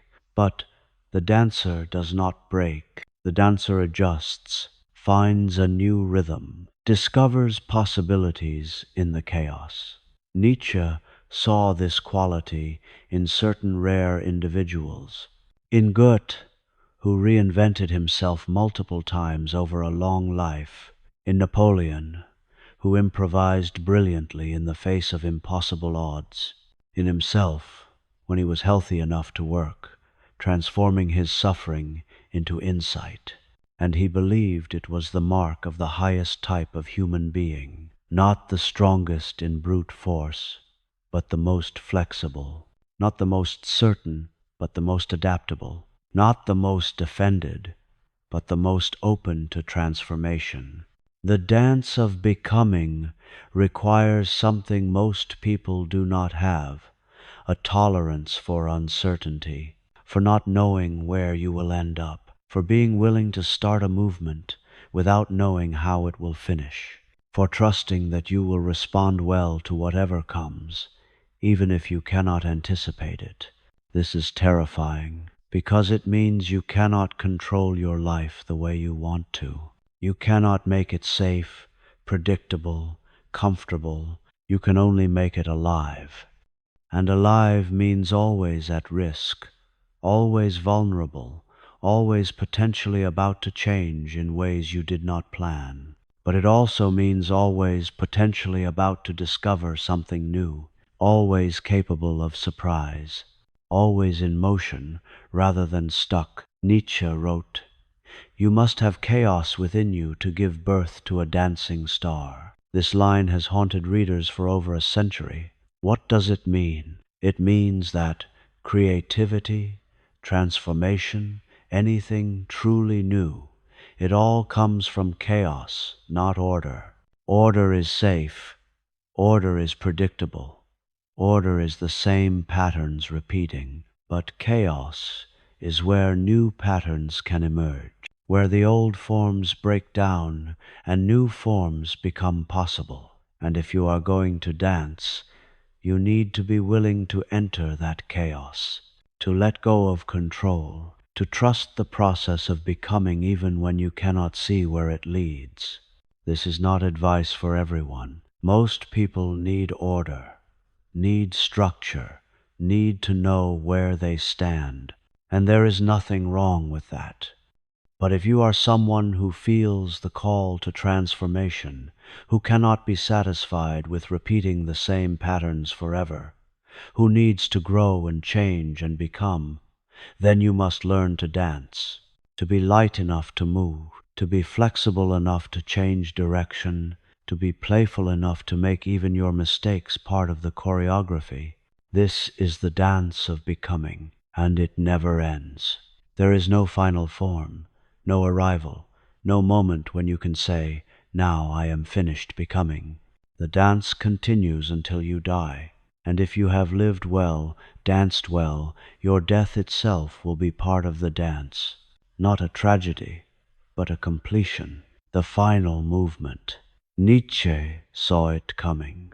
Writing in the 1880 seconds, with Europe apparently at peace, with science and technology advancing, with prosperity spreading, he saw the catastrophe on the horizon. He called it European nihilism, and he predicted it would dominate the next 2 centuries. He was right. Within 30 years of his death, Europe would tear itself apart in the First World War. Within 50 years, totalitarian movements, fascism and communism would claim tens of millions of lives. The entire 20th century would be marked by violence, ideology, the desperate search for meaning in a world that had lost its foundations. Why did Nietzsche see this when others did not? Because he understood what the death of God really meant. It was not just the loss of religious belief. It was the collapse of the entire value system that had organized Western civilization. And when values collapse, people become desperate. They will believe anything, follow anyone, commit any atrocity if it gives them a sense of meaning again. This is nihilism in its active, destructive form. Not the passive nihilism of those who simply give up and sink into depression, but the violent nihilism of those who cannot bear meaninglessness and so grab onto ideologies that promise to restore meaning through force. Nietzsche saw this pattern in his own time. He saw the rise of nationalism, the appeal of simplistic political movements, the way people were becoming tribal, aggressive, desperate for certainty, and he knew it would get worse. He wrote, "What I relate is the history of the next 2 centuries. I describe what is coming, what can no longer come differently, the advent of nihilism." He was describing the 20th century before it happened. The wars, the genocides, the totalitarian systems that tried to create meaning through ideology and violence. All of it, he would say, was predictable, because when people lose their traditional values and cannot create new ones, they become dangerous. They become susceptible to leaders who promise easy answers, who blame outsiders for internal problems, who promise to make everything make sense again if only we follow them absolutely. This is the crisis Nietzsche was warning against, and his warning was ignored.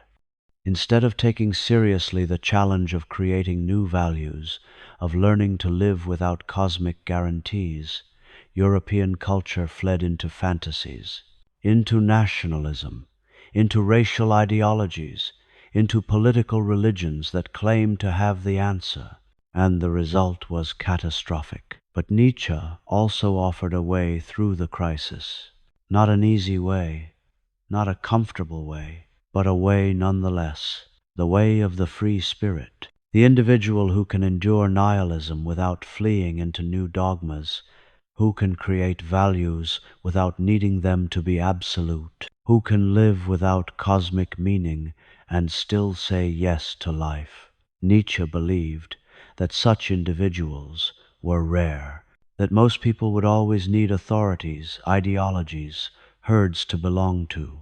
But he also believed that the few who could become free spirits would be enough. They would show what was possible. They would preserve the capacity for genuine creativity, genuine thought, genuine transformation. They would be the seeds of a new culture, one that had passed through nihilism and emerged stronger. But this would take time, centuries, perhaps, and in the meantime, there would be suffering, confusion, violence born of desperation. The crisis of European nihilism was not something that could be solved quickly or easily. It was the labor pains of a new humanity, and like all births, it would be painful, dangerous, uncertain. Nietzsche himself would not live to see how it unfolded. He collapsed in 1889 and spent the last 11 years of his life in mental darkness, cared for by his mother and sister. By the time he died in 1900, his books were just beginning to be read widely, and then they were misread, misused, twisted to serve agendas he would have despised. But the crisis he described was real, and we are still living through it, still struggling with the question he posed: how do we create meaning when the old sources of meaning have died? Still tempted by the easy answers he warned against, still needing to learn what he tried to teach, that the only way through nihilism is through it, not around it, that we must face the void, endure the meaninglessness, and create meaning anyway, not because it is given to us, but because we give it to ourselves. This is still the challenge, and it is still terrifying. But Nietzsche believed it was also liberating, that on the other side of the crisis was a freedom humanity had never known before, the freedom to become who we are. After Nietzsche collapsed, his sister Elizabeth took control of his literary estate. This was a disaster. Elizabeth was everything Nietzsche opposed: a nationalist, an anti-Semite, a conventional moralist who had married a failed colonial agitator and tried to establish a pure Aryan colony in Paraguay. Nietzsche had broken with her. He despised her views. But when he fell into madness, she became his guardian and his interpreter. And she did what he would have hated most. She turned his philosophy into an ideology. She edited his unpublished notes, rearranging them to create a book called The Will to Power that presented a systematic philosophy. She emphasized the passages that could be read as advocating for strength, power, dominance. She minimized or removed the passages where Nietzsche mocked nationalism, criticized German culture, expressed admiration for Jewish thinkers. And she presented him to the rising Nazi movement as a prophet of their ideology. Hitler visited the Nietzsche archive. He was photographed staring at a bust of Nietzsche. The Nazis claimed Nietzsche as one of their own. They used his language, the Übermensch, the will to power, the critique of weakness to justify atrocity. This is perhaps the greatest tragedy of Nietzsche's legacy, that his philosophy, which was about individual transformation and the creation of values, was twisted into a justification for mass murder, that his critique of herd morality was used to justify treating people as a herd, that his teaching about becoming who you are was used to enforce a rigid racial ideology. Anyone who reads Nietzsche carefully knows this is a perversion. Nietzsche hated anti-Semitism. He called it the anti-Semitic rabble and broke with Wagner partly over his anti-Semitism. Nietzsche hated German nationalism. He called himself a good European and said his ideal Germany would be less German. Nietzsche hated mass movements. His entire philosophy was about individuals creating their own values, not following leaders. But careful reading does not stop misuse, and the damage was done. After World War II, Nietzsche's reputation was in ruins. He was associated with fascism, with nihilism in its worst sense, with the justification of cruelty. It took decades of scholarly work to recover the real Nietzsche, to show that he was a critic of his age, not a prophet of the Third Reich, to demonstrate that his philosophy, properly understood, is about liberation, not domination, to reveal the complexity, the contradictions, the playfulness that Elizabeth had tried to erase. Today, Nietzsche is recognized as one of the most important philosophers of modernity. His influence is everywhere. In existentialism, Camus, Sartre, and Heidegger all grappled with his ideas. In psychoanalysis, Freud acknowledged Nietzsche's insights into the unconscious, into the role of instinct and repression. In postmodernism, Foucault, Derrida, and others extended his critique of truth, his genealogical method, his perspectivism. In popular culture, his aphorisms circulate widely, often quoted by people who have never read his books. But he is still misunderstood, still quoted out of context, still used to justify positions he would have opposed. What doesn't kill you makes you stronger is used to glorify suffering, when Nietzsche meant that some people, with the right spirit, can transform suffering into growth, but most cannot. God is dead is used by atheists as a celebration, when Nietzsche meant it as a crisis, the most dangerous moment in history. The will to power is used to justify ruthless ambition, when Nietzsche meant the creative drive to become, not the desire to dominate. These misunderstandings matter, because Nietzsche's philosophy is not neutral. It is dangerous if misunderstood. It can be used to justify cruelty, to worship power, to dismiss compassion. But properly understood, it does none of these things. Properly understood, it is a philosophy of yes. Yes to life in all its difficulty and beauty. Yes to growth, even when it requires pain. Yes to creating meaning, even when no meaning is given. Yes to becoming who you are, even when the world wants you to be someone else. This is the legacy Nietzsche hoped to leave. Not a system to follow, but a provocation to think. Not answers, but better questions. Not comfort, but challenge. And for those who can hear him correctly, not through the distortions of his sister, or the Nazis, or careless readers, he remains one of the most important voices in philosophy. A voice that asks, are you living, or are you just surviving? Are you creating, or are you just repeating? Are you becoming, or are you just being? And if the answer is uncomfortable, good. That means you are listening. It is winter again, not in Turin, but wherever you are now, listening to these words in the quiet dark. Hours have passed since we began this journey through Nietzsche's thought, and if you have stayed with it, if you have really listened, something has shifted. Not necessarily in what you believe. Nietzsche would not want you to believe him, but in how you see. You cannot read Nietzsche and remain unchanged. Either he disturbs you, challenges you, forces you to question things you had accepted as given, or you reject him, which is also a response, also a choice about who you want to be. But you cannot ignore him. This is why Nietzsche keeps returning. Every generation rediscovers him, sometimes for the right reasons, sometimes for the wrong ones, but always because he asks questions that do not go away. Questions about meaning, about values, about how to live when there are no guarantees. Questions that become more urgent, not less, as time passes.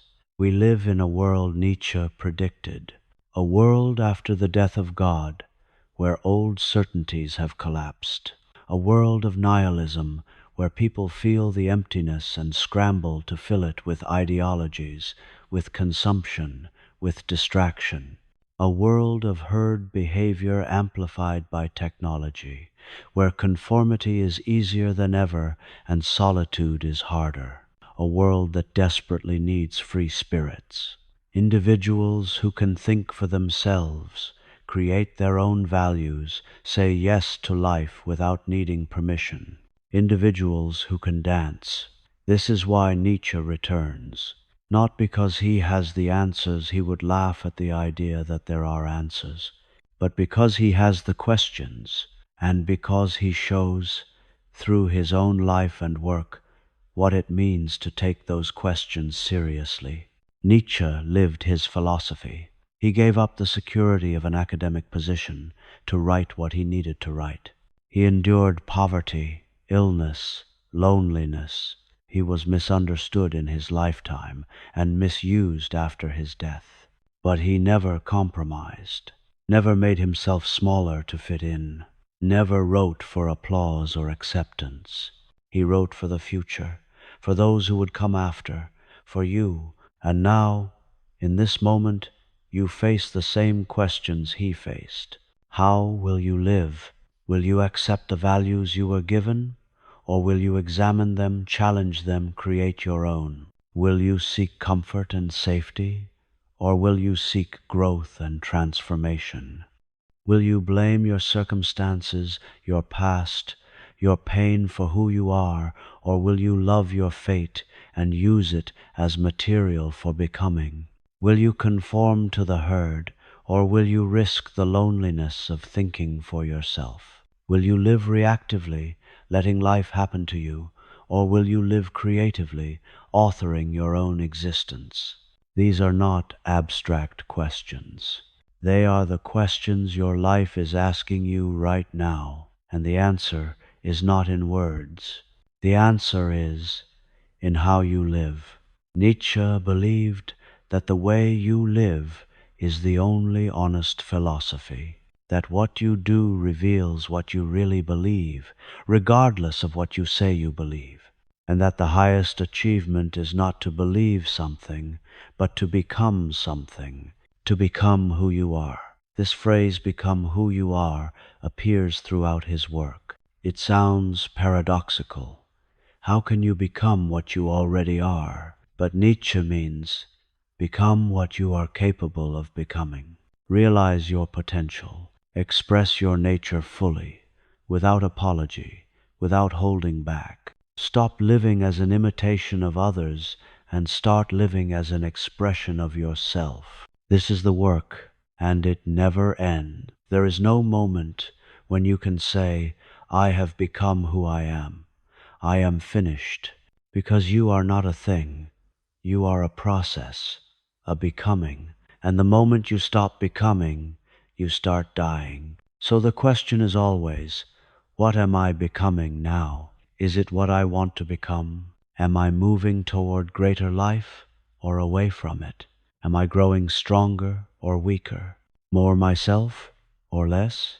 These questions do not have final answers, but they have daily answers in every choice you make, in every moment when you decide between comfort and growth, between conformity and authenticity, between resentment and affirmation.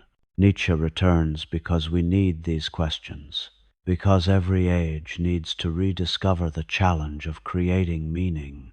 Every individual needs to face the possibility of becoming who they are. And as long as human beings are capable of transformation, Nietzsche's voice will be there, sometimes disturbing, sometimes inspiring, always challenging, asking, are you alive? Really alive?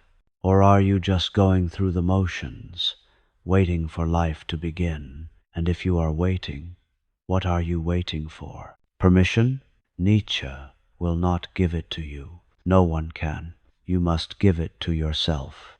The permission to live fully, to think freely, to create values, to become. This is the final teaching, not a doctrine, but an invitation to step out of the script you were given, to stop asking, what should I do, and start asking, what do I want to create? To stop seeking validation from authorities outside yourself and start trusting your own judgment. To stop fearing your own power and start using it. This is terrifying because it means you are responsible, not just for your actions, but for your values, your meaning, your life. No one else can give these to you, and no one else can take them away. You stand alone in your freedom, and that aloneness is both the burden and the gift. The burden of responsibility, the gift of possibility. Nietzsche faced this alone. In a small room in Turin, with failing eyesight and chronic pain, writing words that would outlive him by more than a century. Writing for you, for this moment, for the possibility that somewhere, someone would hear him and understand, would feel the call to transformation and answer it, would say yes to life, to growth, to becoming, would dance. And now, as these hours come to an end, As silence returns and you are left with your own thoughts, the question remains, what will you do with what you have heard? Will it change you, or will you set it aside and return to the familiar patterns, the comfortable certainties, the life you were living before? Nietzsche cannot answer this for you. No one can, but he would say, whatever you choose, choose it consciously. Choose it with full awareness of what you are choosing. And if you choose the comfortable path, the safe path, the path of conformity, own that choice. Do not pretend you had no other option. You always have an option. You always have the possibility of becoming, and that possibility remains every day until you die. The man who collapsed in the piazza, who spent his last years in silence, who never knew how widely his words would spread or how deeply they would matter, he left you a gift. The gift of questions that cannot be answered easily, the gift of ideas that cannot be consumed passively, the gift of a philosophy that demands transformation, not just understanding, and the greatest gift of all, the reminder that you are free, free to create your own values, free to become who you are, free to dance with the chaos of existence and make something beautiful from it. This freedom is terrible and wonderful, and it is yours. No, always, until the end. And if Nietzsche is right about eternal recurrence, then this moment, this exact moment, right now, will return, again and again, forever. Would you want it to? Would you want to hear these words again? To face these questions again? To have this exact experience again? If not, what would need to change? And why are you not changing it now? This is where philosophy ends and life begins. This is where the words stop and the dance starts. This is where Nietzsche releases you with a final whisper. Become who you are and say yes